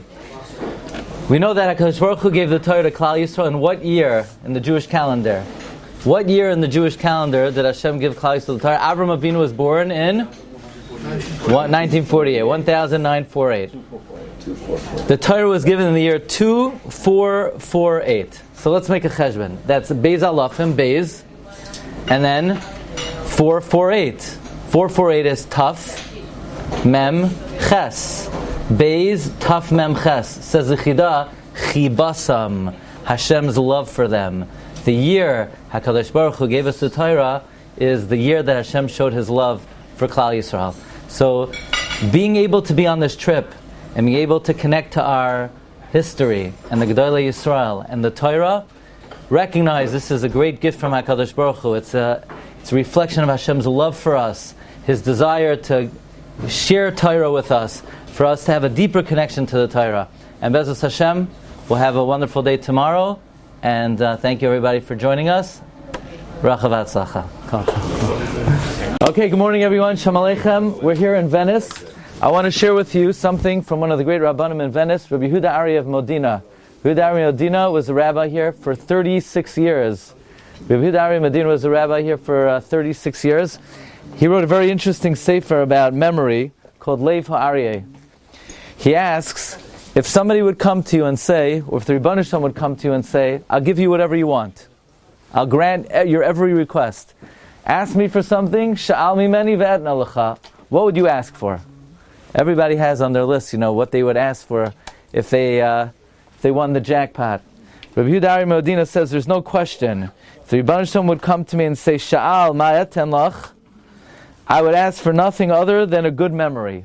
There's nothing better in this world than a good memory. He says, think about it. If you're an Av Bezdin, you need to know Piskei Halachas. Who could remember all Dalet Chalkei Shulchan Aruch? But if you had a good memory, at any moment you could summon up any halacha in the Shulchan Aruch. Or if you're a Lamdin, you need to know Havayis, Abai V'Rava. At any moment you could access any Masechta and Shas. Or let's say somebody liked to say Vertlach. You know, people always like a good Dvar Torah, but they can't always remember the Dvar Torah they're looking for. So you can remember every Dvar Torah just at the right time. Or let's say someone's Anshe Maisa. They like to observe whatever they learn. So this way, whatever you've ever learned, you have immediate access and you could keep right away. In fact, Rabbi Yehuda Ari Modina talks about the Gemara in Hoyriyos. You know, there's a question, certain things help a person remember, and certain things they contribute to forgetting. So the Gemara says, Haragil B'Zeisim, somebody who frequently eats olives, it causes forgetfulness. By the way, Ruchaim Kanievsky says it means more than once every 30 days. Haragil B'Zeisim. On the other hand, the Gemara says, Haragil B'Shemen Zayis, it helps a person remember. So it says Rabbi Yehuda Ari Medina, he would say the following, Masha ha'av mishakeach, haben mifakeach. That which the father causes you to forget, the son causes you to remember. Meaning what the olive makes you forget, the oil helps you remember. In fact, says Rabbi Yehuda Ari Medina, I want to tell you something. From the time I was a young boy, from the time I was 13 years old, let me tell you what I ate for breakfast every morning. Of course I had a piece of bread, because the Gemara says, Yud Gimel Dvarim B'Pas Shachris, and I would always dip it in olive oil. Every single day. Says Rabbi Yehuda Ari Medina, I had the best memory of anyone, not only in the entire Venice, in the entire generation, because I had olive oil every day. So this is Rabbi Yehuda Ari Medina, who's a Rav here for 36 years. Zechusa Yagin Aleinu. With our good friend Rav Moshe Basali, who's the expert on Venice. And the legend has it that at these two doors, the Ramchal was put in Cherem. Now it's very important to realize, when the Chida comes to Italy and the Chida comes to Venice, the Chida, when he arrived in Italy, comes to Livorno, he's put in Lazaretto. Lazaretto means he's in quarantine. So he can't come out. What's he going to do? The Chida writes the Shem HaGadolim in quarantine. He writes the whole Shem HaGadolim from memory, without any svarim, without any computers. And he listed all the Gedolim that lived before him. You would expect that someone who contributed to Jewish literature, like the Ramchal, Mesilas Yesharim, Das Tevunos, Derech Hashem, Adir B'Amoraim. Also, by the way, the Ramchal wrote a second Zohar. He wrote a volume of Kabbalah as big as the Zohar, a second Zohar. You would expect the Ramchal to appear in Shem HaGadolim. The name of the Ramchal does not appear in the Shem HaGadolim. The Svarim of the Ramchal do not appear in the Shem HaGadolim. And it's not like the Chida did not quote anybody who was somewhat controversial. But the Ramchal does not appear in Shem HaGadolim. In the personal diary of the Chida mentions Mesilas Yesharim. When he says when he was in various places, he was in a garden maze, the likes of which the Mesilas Yesharim talks about. But you can't help but think that here in Italy, how could the Chida write about the Ramchal? The Ramchal was in Cherem. This was not perhaps a wise move to be mentioning the Ramchal. So we mentioned the Ramchal wrote a second Zohar. The Pachad Yitzchak, Rabbi Yitzchak Lamprunti, writes about his encounter with the Ramchal, that he saw the Ramchal, mamish keheref ayin, write an entire page of Chidushei Torah, like that, ma she'i efshar leben adam lasais. Okay, so we're talking about such a personality that had the ability to, right now we know, it's not like, the Ramchal is flowery or literary. The Gra is reputed to have said that he read the first 11 or so chapters of Mesilas Yesharim. There's not one extra word. So nobody wrote more accurately than the Ramchal. And yet, keheref ayin, he was able to write an entire page, mashi efshar ben adam lasais. So the Chida talks about, when he came to Italy, he met somebody by the name of Rabbi Yaakov Chazak. Okay? I want to tell you what he writes about Rabbi Yaakov Chazak, because he met him twice. He met him in his first trip, in the 1750s, and in his second trip.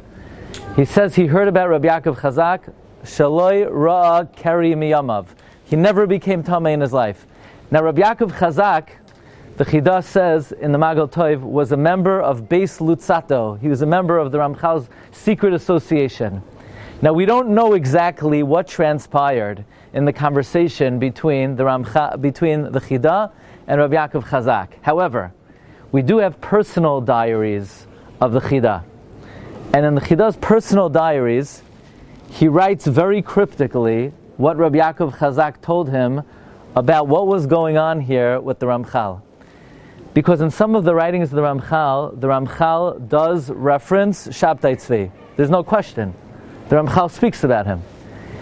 And it appears that what Rabbi Yaakov Chazak told the Chida was that the opinion of the Chida, the opinion of the Ramchal, was that Shabtai Tzvi had certain potential to be Mashiach, which whether or not he was and it became Mashiach could still be accessed and tapped into. And this was like secret conversations that Rabbi Yaakov Chazak had with the Chida. So the Chida records the reverence he had for Rabbi Yaakov Chazak. The Chida learned about the Ramchal from Rabbi Yaakov Chazak. But again, here in Venice, specifically the chief rabbi of Venice, in America we call him Rabbi Yitzchak Pacifico, was a great adversary of the Ramchal. And many people go to Venice and they spend a lot of time in the Lutzato Beis Medrash, and people talk about the Ramchal. That was not the Ramchal's Beis Medrash. Ramchal did not have a Beis Medrash here in Venice. That was Reb Shmuel David Lutzato, who's more of a modern scholar. But here is where the Ramchal was put in Cherem, and we'll speak more about him as we go along. Okay, this bookshop, this library, is known as was the Beis Medrash of Rabbi Yehuda Ari of Modena. Rabbi Yehuda Ari of Modena was the chief rabbi of Venice for 36 years. I'm going to share with you a Dvar Torah that the Chida records in the Shem HaGdolim from Rabbi Yehuda Ari of Modena. By the way, interestingly, Rabbi Yehuda Ari of Modena had a very notable moihel. Anybody know a little trivia? Who is the moihel of Rabbi Yehuda Ari of Modena?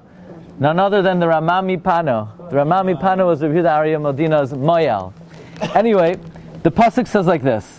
This is a Dvar Torah the Chida records. Anyone who's a rabbi or anyone who davens in a shul is going to appreciate this. We have one pasuk, Vatifru kol atzasi. You abolished all of my counsel. V'soichachti le'avisem. You don't want to hear my rebuke. Elsewhere it says, Shimu musar. Listen to musar. V'chachmai al tifra'u. Don't abandon my rebuke. So Yehuda Ari Medina says, human nature is that if you pay for something, as soon as you buy something, you could say, what is this? This is terrible. This is disgusting. What kind of quality is this? Yeah, this is not worth the price of tea in China. But when you get something for free, wow, it's unbelievable. It's amazing. It's incredible. See, the thing is, once you pay for something, you own it. Once you own it, you could abandon it. You could disgrace it. But if you get something for free, people love it. If this is true with merchandise, this is true with rabbis. Says Rabbi Yehuda Ari Modena, anytime a kahila paid me a salary, anytime they gave me a tip, anytime they gave me anything, all of a sudden, that was terrible. Who'd you hear that from? This is not the appropriate time to say it. They always disparaged what I said. But as soon as I gave them a free drasha, oh, it's so inspiring, it's so moving, it's so important. Says the Chida, Rabbi Yehuda Ari Medina would say, Vatifru kol atzasi. When you pay for my drasha, v'soichachti le'avisem, you're not interested in it. But shimu musar, you want to hear musar? Al tifra'u, don't pay for it. Basically, when it comes to Torah, you don't get what you pay for. Okay? Okay, you have a special opportunity now. Only those who are on this boat are going to hear this. We're now traveling by boat through the alleyways of Venice. We're headed to the kever of Rabbi Yehuda Ari of Modena, who lived from 1571 to 1648. He was the rabbi of Venice for 36 years. In 1601, Vatahar Ishti Vateled Ben Zachar. Rabbi Yehuda Ari of Modena had a baby boy on Chav Tes Nisan. This Rabbi Yehuda Ari records in his biography, his autobiography, Chaye Yehuda. And he says, my whole life, I always wondered, why don't Jews call their child Zevulun? I mean, this is a name that's fallen out of disuse. Ruvain, Shimon, Levi, Yehuda. Yisachar even. You have Dan, Naphtali. I don't know how popular Gad is, but you have more Gads than Zavulun, Asher, Yosef, Binyamin. What happened to Zavulun? Says Rabbi Yehuda Aryeh, Ratzisi lahakim shem hatzadik b'Yisrael. I wanted to be making shame of Zavulun. Umagam kinoilad b'Venezia. My son is born in Venice. Venice is l'choif yamim. How can I not name my son Zavulun? So Rabbi Yehuda Aryeh, looking over at the water here in Venice, says, V'kara shemai Zavulun, because he's in the city of Venice. So this was the name that Rabbi Yehuda Aryeh of Modena restored here in Venice. Now his secular name was Marin, and he gives the bracha, Hamokoim Yigadlehu Liyarasoi Va'avoidasoi Yetiv Achrisoi Mereishisoi. This was what Rabbi Yehuda Aryeh records in his autobiography. Okay, everyone, it's a very great schus. You know, we mentioned from the Arizal that when you could go to a kever that many people are not familiar with or don't have access to, one could accomplish more. This is a very rare kever. We want to thank Mr. Aldo Itzor, who is a Yelid of Lido Island. We're here on Lido Island at the kever of Rabbi Yehuda Aryeh of Modena, who's a rabbi in Venice for 36 years. He was born in 1571, and like Mr. Aldo said, he passed away in 1648 on Chaf Zayin Adar. We mentioned his moyel was none other than Ramami Pano. Rabbi Menachem Azariah Pano was his moyel. I wanted to study medicine. Yeah. Well, we were hidden during the war. You know what? You did better when for yourself. Came back to school, the school fellows were still fasting. Right. And so I felt the need to run away. And you did the right thing. So Rabbi Yehuda Aryeh Modena was a rabbi here in Venice for 36 years. He had a very tragic life. He was known as a nar nifla, a wonder child. When he was 13 years old, he already spoke in the public in his shul, and he wrote kontresim, which were a pella be'enei kol royav. He had 3 children. The first one died young. The second one was killed. The third one went lost, Rachmana litzlan, and was not heard of again. He had a very tragic life. We'll talk about some of the difficulties he encountered.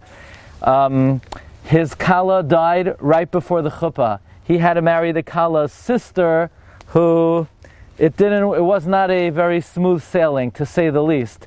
It was a very difficult marriage. I will tell you that Rabbi Yehuda Aryeh Modena said that his wife caused him so much trouble that literally he couldn't breathe. He had abscesses in his lungs, and he was dying on his deathbed. He already said vidoy, and he's laying there in the deathbed. He's laying there, and he's laying there, and the days are passing, and the weeks are passing, and the months are passing, and he couldn't take it anymore. He couldn't take dying anymore. He got bored of dying. So he said, you know what? Enough with the dying already. I might as well get out of bed. And he got out of bed and he continued with his life. And by the way, that's a very important lesson. Many people enjoy wallowing in self-misery. And at a certain point in time you say, enough already. What's it doing for you? Get up and get your life together. That's Rabbi Yehuda Aryeh of Modena. Good. We're going to speak about the inyan that Mr. Aldo mentioned, but not over here. I want to tell you, Rabbi Yehuda Aryeh Modena was a man of many trades, except for he couldn't make a living. So I'm going to read to you from his autobiography of the various careers he had. He taught Talmidim Yehudim, Jewish students, Talmidim Goyim, Gentile students, Limud Ksiva, he taught writing, Drush. He wrote drushos for other people. If you needed a drush, it's better than AI. You would hire Yehuda Aryeh Modena. Chazonos, Safros, Psak Halacha, he was a Rosh Hashiva, music, Shiurim, sonnets, Lechaber Kodamii. You know what he did? He wrote comedy. Lelamedosam, he was a director, he was a producer, he wrote shtaros, he wrote tragedy, he wrote kameos, he wrote skulos. You needed a job, Yehuda Aryeh Modena is your man. He could do anything. The only thing was, he couldn't make a living, which brought to a very difficult chapter in his own life, which was the subject of being Mesachik B'Kuvya. But I do want to say that one of the greatest contributions of Rabbi Yehuda Aryeh Modena, many are not aware of, is that many Hasidim Anshe Maisa on Erev Rosh Chodesh, they say Yom Kippur Katan. Yom Kippur Katan was written by Rabbi Yehuda Aryeh of Modena. Yom Zeh Yehei Mishkal Kol Chatoisai Batel B'miyutei Kedmos Yoreach Hayom Levad Misbar Zechuyoisai Yirbe V'yotzitz Tzitz V'hi Foireach, written by Rabbi Yehuda Aryeh of Modena. Let me read to you what he wrote in his tzava. Probably Rabbi Yehuda Aryeh of Modena was the most colorful of all the Gedolei Yisrael who ever lived. He actually is on the official list of Gedolei Yisrael in the Chidashei Magdalim. He says, let me tell you one thing. At my levaya, lo yarbu v'lo yarichu b'shum shavach. Cut to the chase. Don't praise me so much. Just say one thing. Ki loy hayisi min hatzvuim. I wasn't a hypocrite. And that's a big compliment. That's something that most people cannot say about themselves. Loy hayisi min hatzvuim. V'toichi kibari. My inside is like my outside. Now listen to what he writes. You know what he says? He says, V'yirei Elokim v'sar meira b'seiser mi bagalai. I feared God more on the inside than I did on the outside. Most people are the exact opposite. Most people on the outside, they have the full, as they say, the full shmeina begadim. But on the inside, mi oideya. Says Rabbi Yehuda Aryeh Modena, on the outside, you might not see too much. But sur meira yoiser baseiser mi bagalai. Ubilti noisei panim la'ohev v'karev. I show no favoritism, not to family, not to friend, not to relative. V'gam loy la'atzmi. And I show no favoritism to myself. Al masha nirli dvar emes. So Rabbi Yehuda Aryeh of Modena had the great attribute of toichai, kabaroi, v'loy haya min hasvuim. So all of our tefillos over in this makam should be niskabel, brachim, and v'ratzim. Okay. Another great schus to be at the kever of Rabbi Eliyahu Levi Bachur. Rabbi Eliyahu Bachur, who was born in Germany in 1468, he comes to Venice. He's known as Eliyahu Ashkenazi. He wrote a sefer, a very famous sefer, a sefer you should be familiar with, Sefer HaTishbi. Sefer HaTishbi is a very important sefer. In fact, in the introduction to Pri Megadim writes that every child needs to learn Sefer HaTishbi. Sefer HaTishbi is a lexicon of Hebrew words. I'm going to speak about it briefly. He also, to help his students, he wrote notes called Nimukim to the work of the Radak, Darkei Lashon HaKodesh. So he comes to Venice. He has a very hard time earning a livelihood. He meets a cardinal, Egidius di Viterbo. Da Viterbo. Da. Okay. Viterbo. Okay, you'll give that to me. Okay. And Egidius is studying Hebrew. He's studying Hebrew. He needs a teacher. So he hires Eliyahu Bachur. Now, this is somewhat of a moral dilemma because Eliyahu Bachur cannot support his family. But what's he going to do? He's going to teach a cardinal Hebrew and Bible, but he has nowhere to live. Eliyahu Bachur moved in to the home of the cardinal for 13 years. The cardinal was Mefarnes Rabbi Eliyahu Bachur, and Rabbi Eliyahu Bachur taught him Hebrew. Not only that, in the Sefer HaTishbi, Rabbi Eliyahu Bachur brings Chidushei Torah from the cardinal. So you say, would this go over well today? I just want you to think about that for a moment. Would this go over well? They're Chidushei Torah. Now, say, but do we learn Sefer HaTishbi? The Pri Megadim wrote notes on the Sefer HaTishbi. Rabbi Yaakov Emden, who is not afraid to speak out if something was a little bit off, Rabbi Yaakov Emden wrote notes on the Sefer HaTishbi. That's how important Sefer HaTishbi is. And I'm going to tell you a chidush. Rabbi Eliyahu Bachur quotes from the cardinal on Rashi. Now, many attacked Rabbi Eliyahu Bachur for teaching the cardinal Torah, and Rabbi Eliyahu Bachur in his Hakdama to a Sefer Mesoires HaMesoires, which he wrote upon the suggestion of the cardinal, offers three rationalizations why he was able to teach the cardinal. Number one, it was pikuach nefashos. He had no way to support his family, and it's not yeharag ve'al yaver to teach the cardinal Lashon HaKodesh. Number two, many greater people than him have done so before him. And number three, the prohibition of teaching Torah to the nations of the world, teaching secrets of Kabbalah or secrets of Torah Shebechsav, not Hebrew language and not the Bible. I want to share with you a few amazing chidushim that appear only in the Sefer HaTishbi. He, in his entry to the word minalan, He says, where in Shas do we find Minalan? The Gemara in Chulin, Kuf Lamed Tes, Haman min HaTorah Minalan. What does the Gemara say?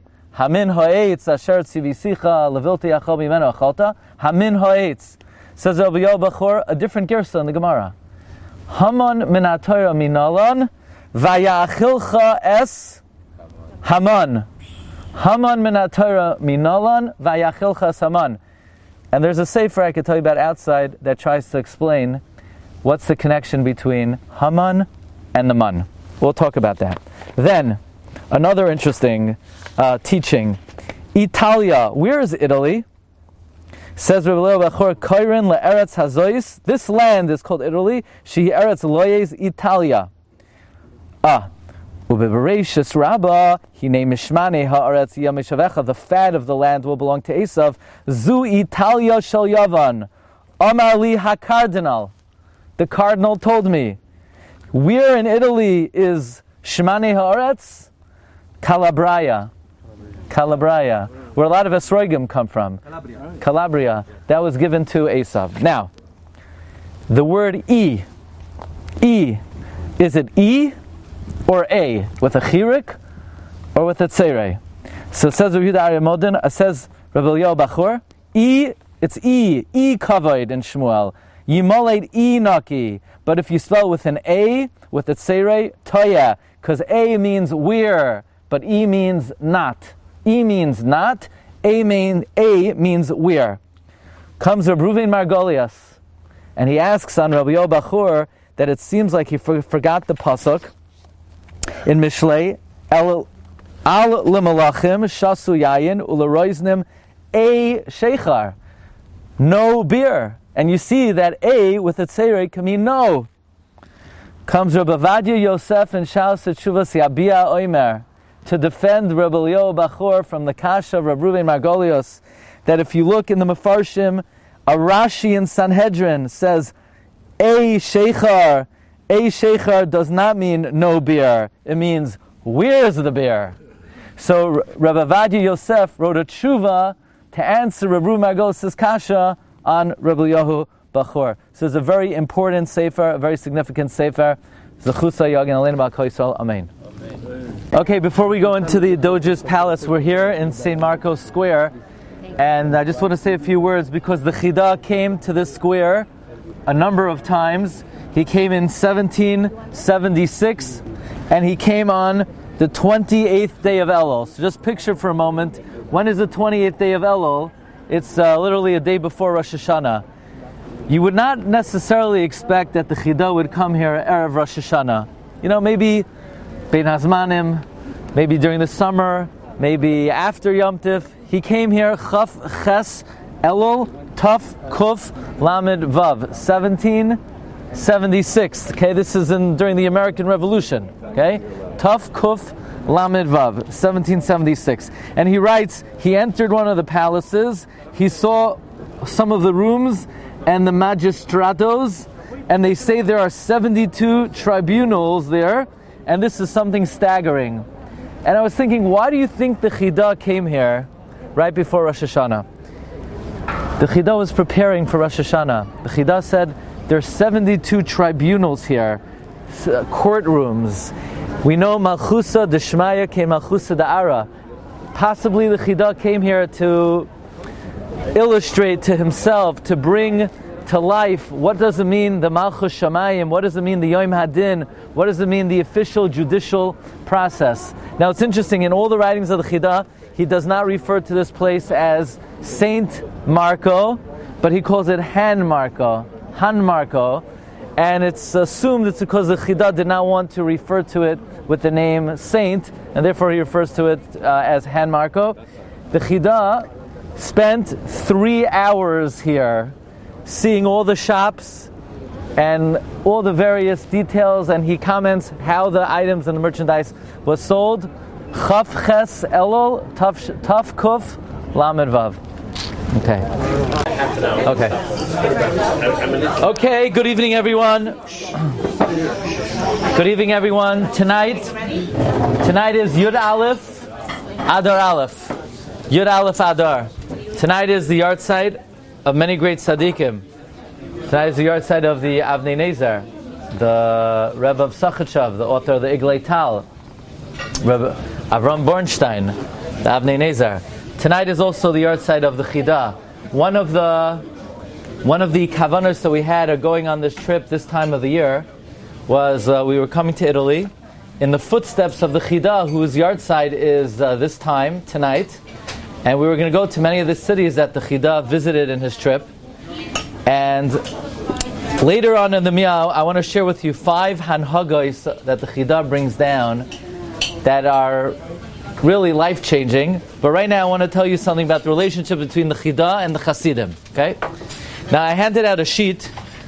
Recently, a Matana Min HaShamayim came, and I got a hold of an edition from the Chida's personal library, from the Sefer Orchos Chaim of Luniel, with the Chida's handwritten comments on it, with the Chida's famous signature. The Chida signed his name like his great-great-grandfather, Rabbi Avraham Azulai.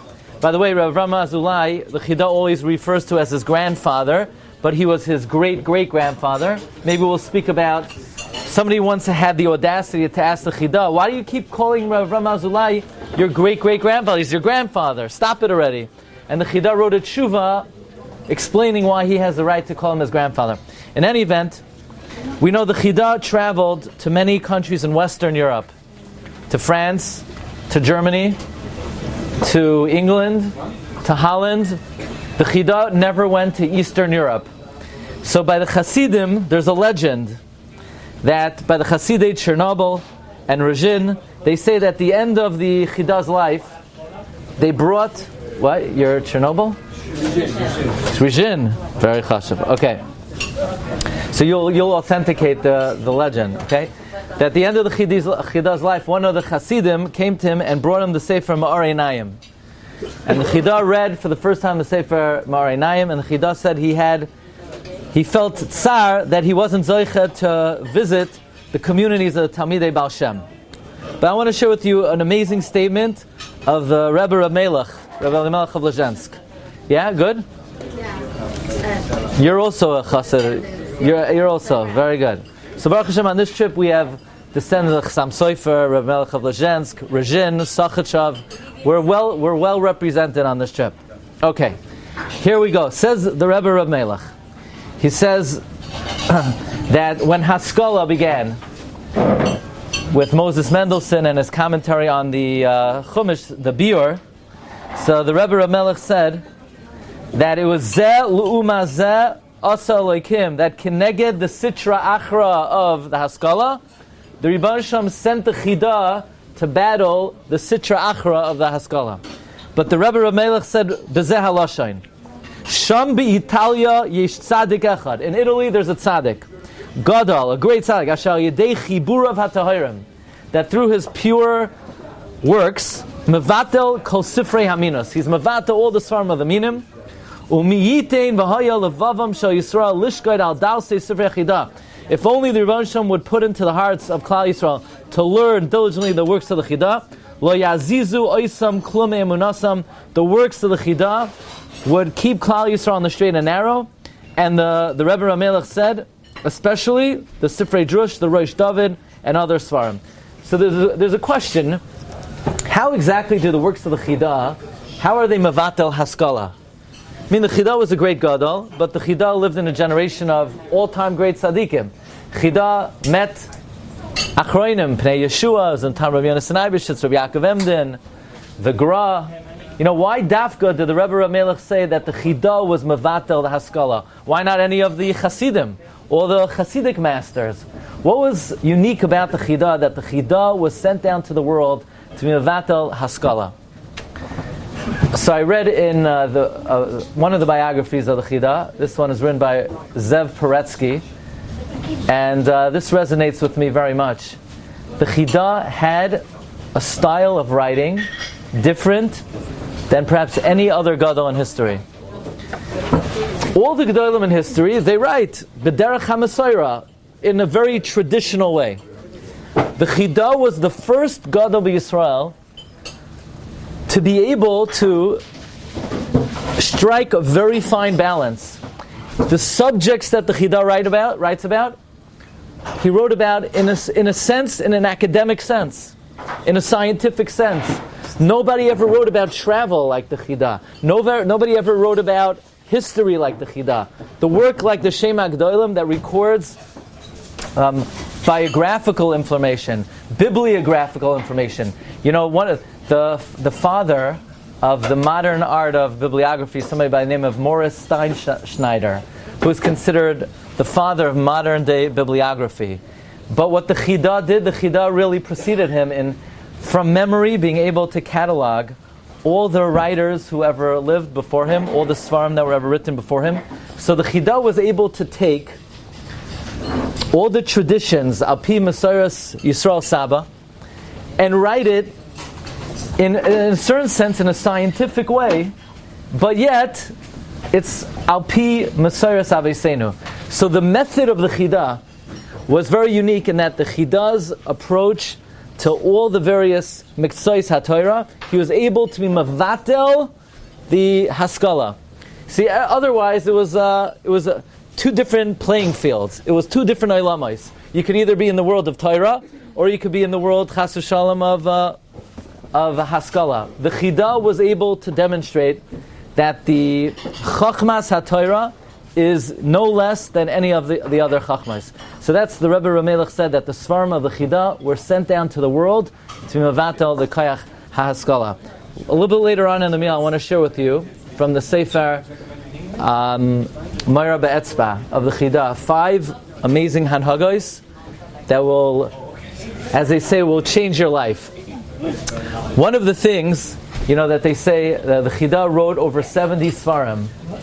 How was he able to accomplish this in such a lifespan? I mean, just the Shem HaGdolim alone it boggles the mind how any human being is able to catalog all the writers who ever lived, all the Svarim who ever lived. So the Chida writes in Moira Be'etzba, in Ois Kufnon Gimel, Chida writes, Mi she'enoi ma'aved zman, yesh zman lakol. Someone who doesn't waste time, there's time for everything. So that's a motto that we could say that Chida definitely lived by. And Zechusa Yagen Aleinu, it's really a privilege to be here in Italy on this time of the year, Yud Aleph Adar, Zechusa Yagen Aleinu v'Kol Yisrael. Amen. Okay, hope everybody enjoyed their dinner. Yud Aleph Adar Aleph, the yard side of the Chida. Tonight is the yard side Suda of the Chida. I want to share with you 5 Hanhagos that the Chida brings down that have really revolutionized for me, just in general, the way of doing things. The first Hanhaga the Chida talks about, back in the day, people used to wear tefillin all day. People wore tefillin all day. Okay, so we understand, Yeridas Hadoros, the generations have declined. We don't have the physical stamina to wear tefillin all day. We don't have the ability to guard ourselves, b'tahara, to wear tefillin all day. So we just wear it for the davening. Chida says, but back in the day, they wore it all day. So at the very least, before you take off your tefillin, you have to learn something in the tefillin. You can't just take off the tefillin right away. One pasuk, one halacha, one dvar Torah. You don't want to remove your tefillin before you learn something. In other words, most people, they're makbid, they keep the tefillin on until after Alein, until after the Yom, a little bit longer. You want to be mekayim the inyan every day, Talmud, Torah, b'tefillin. Then the Chida says, think, when you learn in your tefillin, think, Shem Havaya. You're learning in the tefillin, be'ahava, be'yira, tefillin, Torah, is these 4 inyanim, ahava, yira, tefillin, Torah, is meyached, the 4 letters of the Shem Havaya. That's one Hanhaga that the Chida brings down. Number 2, I'm going to tell you something you could do in under 1 second. You could get an extra 9 mitzvahs a day, an extra 3,000 mitzvahs a year. You ready? Every time you walk into a shul, the Chida writes, you should think you're mekayim the mitzvah of Moira Mikdash. And Moira Mikdash means you have reverence for the makom, and to have yira mimisha shoichen by. It's a different inyan. One is to have fear from the place, to have yira, to have reverence from the place, and one to have reverence from HaKadosh Baruch Hu dwells in the shul. And then, says the Chida, you should think You're being noitel reshus from HaKadosh Baruch Hu to be able to daven. These are 3 kavanas you have before the tefillah. It doesn't even take 1 second. Moira Mikdash, Moira Mimisha Shoichen Bai, and Netilas Reshus. It's like it's a game changer. You think this before you start davening, it's a different davening. Okay, number 3. Okay, you ready for this? Chazal say that anyone who answers Amen Yehishmei Rabbah with all their kayach, Koren Lai Gezardinan, Moichlin Lai Akal Avaynoisav. Now I want to ask you a personal question. Did you ever see anyone who actually answered Amen Yehishmei Rabbah B'chol Koichai? We know some Rishonim say it means all your kavana, but some Rishonim say B'chol Koichai. You never saw anyone say B'chol Koichai. If the guy said it B'chol Koichai, they would carry him out. He would be institutionalized, you know? Nobody ever says, Amen Yehi. No. The way, your kid does something, nobody answers Amen Yehishmei Rabbah like that.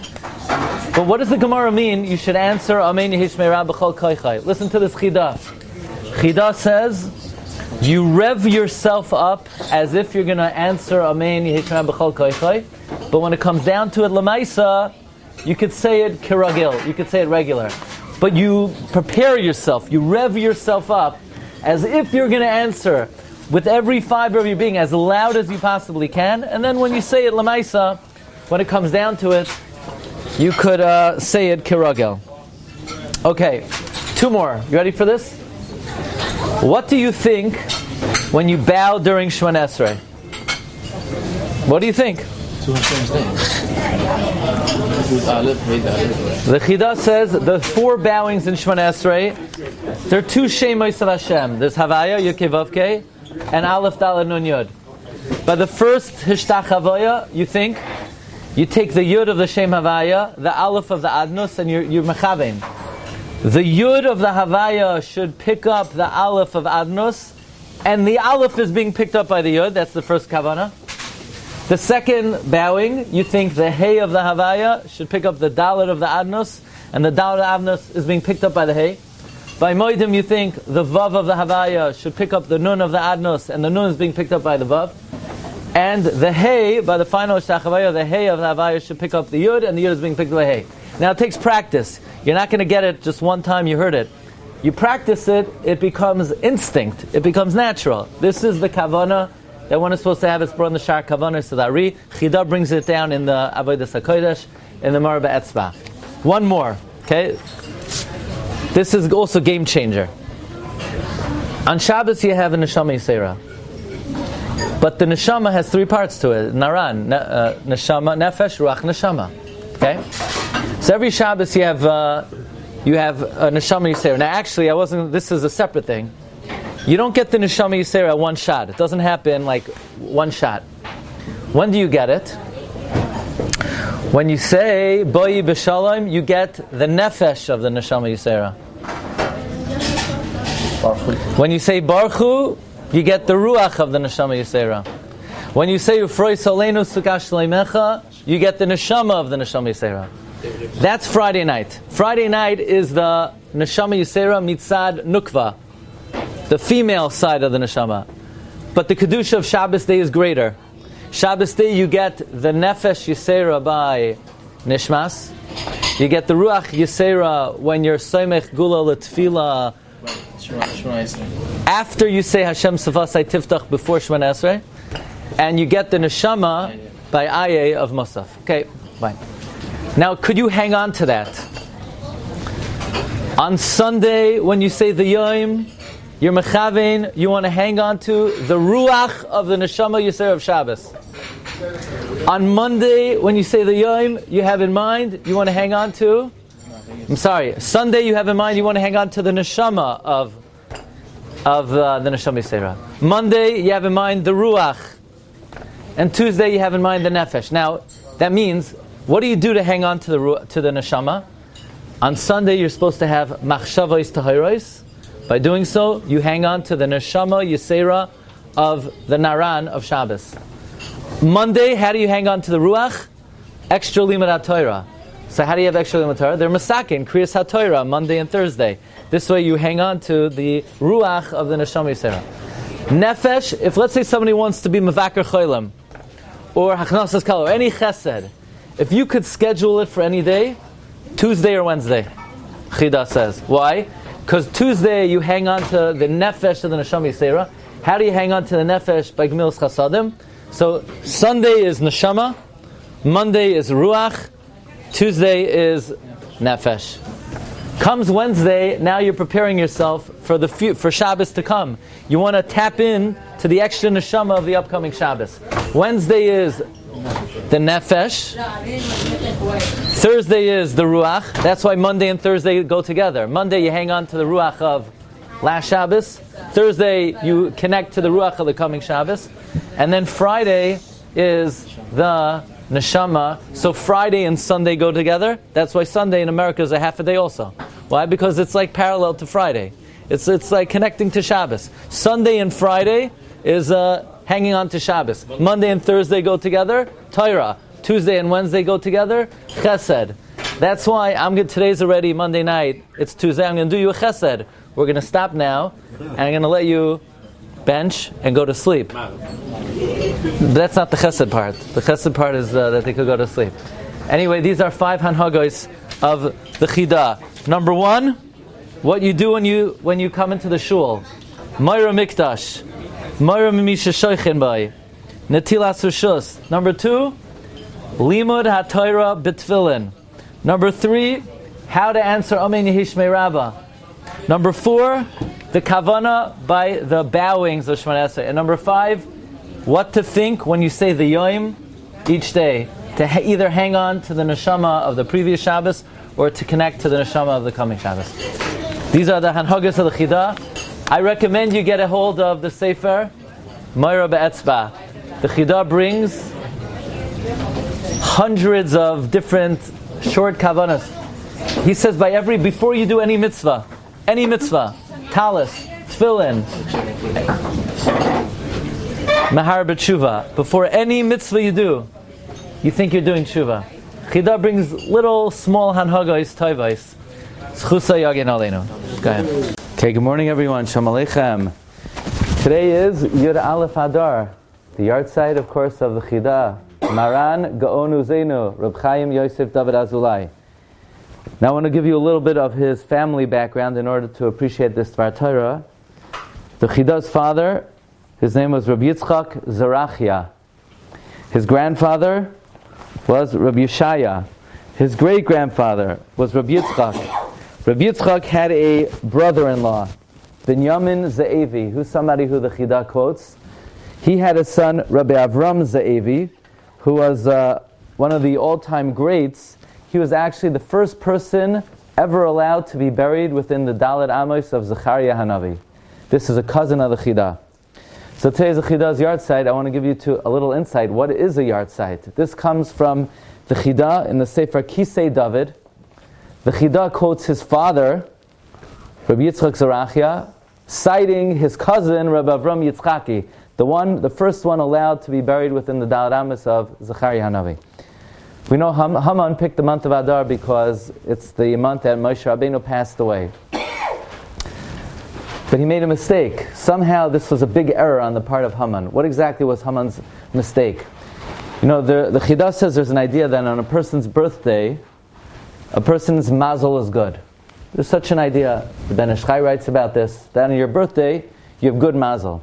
So you have good mazel on your birthday, then why does Hashem orchestrate that tzaddikim pass away on the same day they were born? I mean, if you have good mazel on your birthday, what kind of good mazel is it that a person should die on the day they were born? Well, who needs good mazel like that?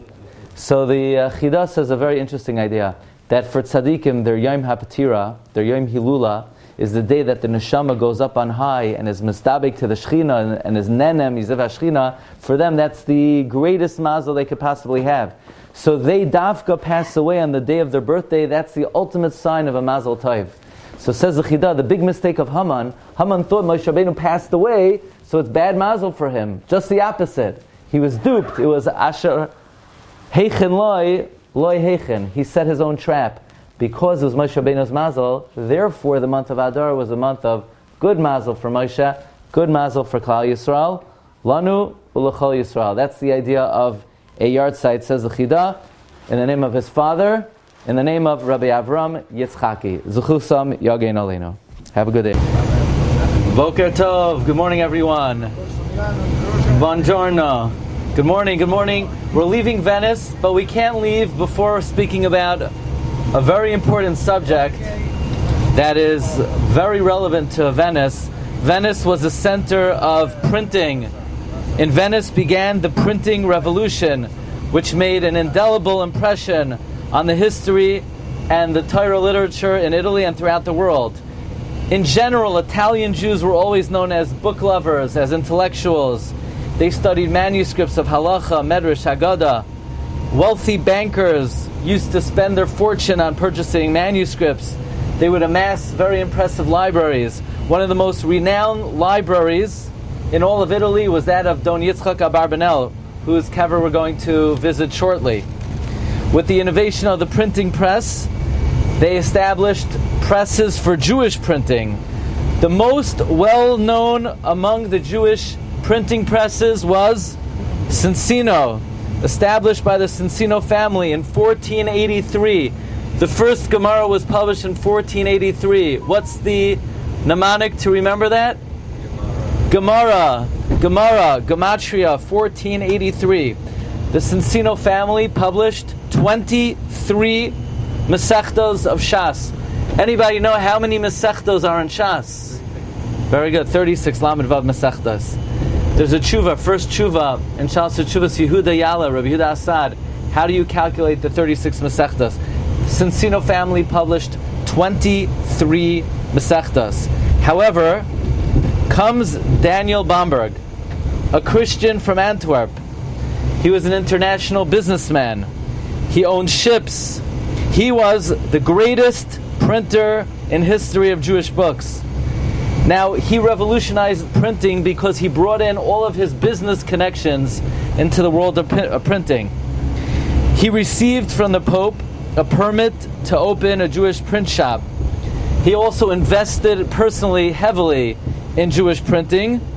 In the 33 years his shop was operational, he published more than 2,000 different Jewish books. Of each he published, of many of them, tens of thousands of copies.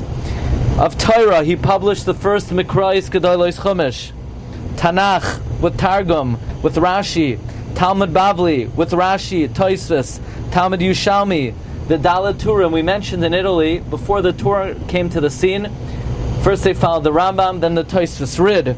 But now the Torah is being disseminated in Italy. He published Mechilta, Sifra, Sifri, She'iltais, Ramban, Rashba. Bomberg published with responsibility, with accuracy for each word. Bomberg employed the most distinguished Talmidei Chachamim to be editors, to be typesetters. Before he published a volume, he purchased many different manuscripts of that Sefer to be able to create the most accurate text. He used Niyar Meshubach, the best paper. He used the clearest fonts. He used, now, if you know anything about Jewish printing, I don't want to mention names and give extra business to any particular company, but Jewish printing is not only about printing, it's also about dissemination. And Daniel Bomberg used his international business connections for shipping and distribution of his farm throughout the world. The first edition of the Bomberg Shas, 1520, and then 1523, about 100 editions of Gemara were published. After that, almost every future edition of Shas used the original format of the Bomberg Shas. So we mentioned in the original Cincino edition, Masechta Brachos was tremendous. It had about 90 blot. So in the Bomberg Shas, how many blot are in Brachos? Masechta Brachos ends on what blot? Samach Dalet, I believe, 63 blot, right? So actually Brachos has 62 and a quarter blot, because the last Amud is half an Amud. Now, in the heels of Bomberg's success and high-level quality, so Rabbanim from throughout the Ottoman Empire, from North Africa, made the trek to Venice, or they sent their folios to Venice to publish. The Beis Yosef was in Turkey. There was printing in Turkey. No, the Beis Yosef wanted to use the Bamberg printing. He could have sent it to Salonika. No, the Beis Yosef wanted to use Niyar Meshubach and the fonts of the Bamberg printing. And because of publishing, Venice became a Torah center, and not only of printing, Sfarim sales. So besides Bamberg's printing of books and disseminating of books, the first Eichlers was owned by Daniel Bamberg. He sold books even that other publishers published. In his store, he would often carry 1,500 different types of Sifrei Yisrael. That's the first edition. Cincino, followed by Bamberg. Now let's talk about the second edition. Now there's a idea here that many people, they could have learned Daf Yomi and learned through the cycle many times, and they're still not familiar with all the details of a page of Gemara. What do you call the notes on the side of the Gemara that cross-references when you have a Gemara, let's say, that appears in one place and it appears elsewhere? It's called Mesoros Hashas. Does anybody know who wrote the Mesoros Hashas? Nobody's going to know. I'm going to challenge you. Nobody knows. See, now you got getting a little uncomfortable. Does anybody know? Did anyone here ever learn Gemara before? Who wrote the Mesoros Hashas? What do you call the notes in the top left-hand side where it tells you where in Halacha the Gemara is brought down? Torah Ar, Ner Mishpat. Does anybody know who wrote that? So it's a good thing you came on this trip.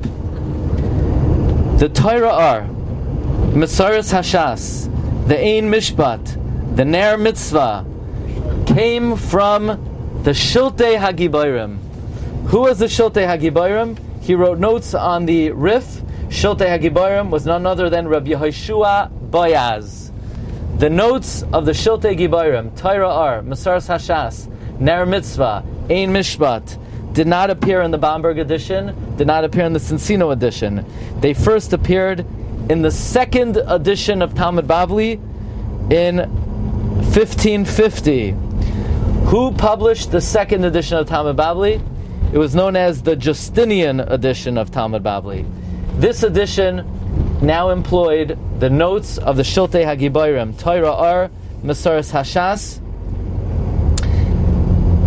Ein Mishpat, Ner Mitzvah. What year was this? The year Shakai, Shin Dalid Yud, 1554. Shakai. So this is interesting. The Chida brings the first Gemara published in the year Gemara. The second edition published in the year Shakai. And the Chida writes beautiful words about the contribution of the Shiltei Hagiborim, that he wrote it Lezakois Es Yisrael. Listen to this lashon. V'harav Yehoshua Boyaz, hu heichel liois gibar chayel. He was a mighty warrior. Lezakois Hayrabim Hayra Gever. So this was in the year Shakai, Shin Dalid Yud. Now, I want to share with you a chidush of Cincino. This is a chidush which was not even realized until more recently, but according to the Cincino edition of Tehillim, the Kaiseres of a parak of Tehillim does not count as a pasuk. So, for example, Lam Natseach al Hashminis Mizmar LeDavid is not pasuk Aleph. Mizmar Shir Chanukas Habayis LeDavid is not pasuk Aleph. It's not a pasuk, it's a Kaiseres, it's a header. So you say, what's the difference whether it's a pasuk or it's a header? Well, we're going later today to Rabbi Yitzchak Lamprunte, to Ferrara. Rabbi Yitzchak Lamprunte talks about someone who made a neder to learn 10 psukim of Tehillim every day. So could you get away with learning as one of them Mizmar Shir Chanukas Habayis LeDavid? Says Cincino, absolutely not. These are not psukim. They are headings. But there's one exception. The exception is Mizmar Shir L'Yom HaShabbos. That's not a header, it's a pasuk. So you'll ask, Mehechitesi, where did Cincino get this from? How does he know Lam Natsech Mizmar LeDavid is not a pasuk and Mizmar Shir L'Yom HaShabbos is a pasuk? Well, it's brought in the name of the Nachlas David. The proof is from the last Mishnah Masechta Tamid. Hashir Shahalavium Hayo Aimrim Beveis Hamikdash. Bayayim Harishain Hayo Aimrim. Not Lam Natseach Mizmar LeDavid. Lashem Haaretz Malaya, because the parak doesn't begin until Lashem Haaretz Malaya. Likewise, all the other chapters that the Levium sang, the Mishnah does not begin with the header; it begins with the actual body of the parak. Not so Shabbos. B'Shabbos Hayu Aimrim Mizmar Shir L'Yom HaShabbos. So this Chidush of the Nachas David was already issued by Cincino in the end of the 15th century. So this is one of the reasons how Venice became a world center of Torah publication, and its influence is still felt ad hayom hazeh.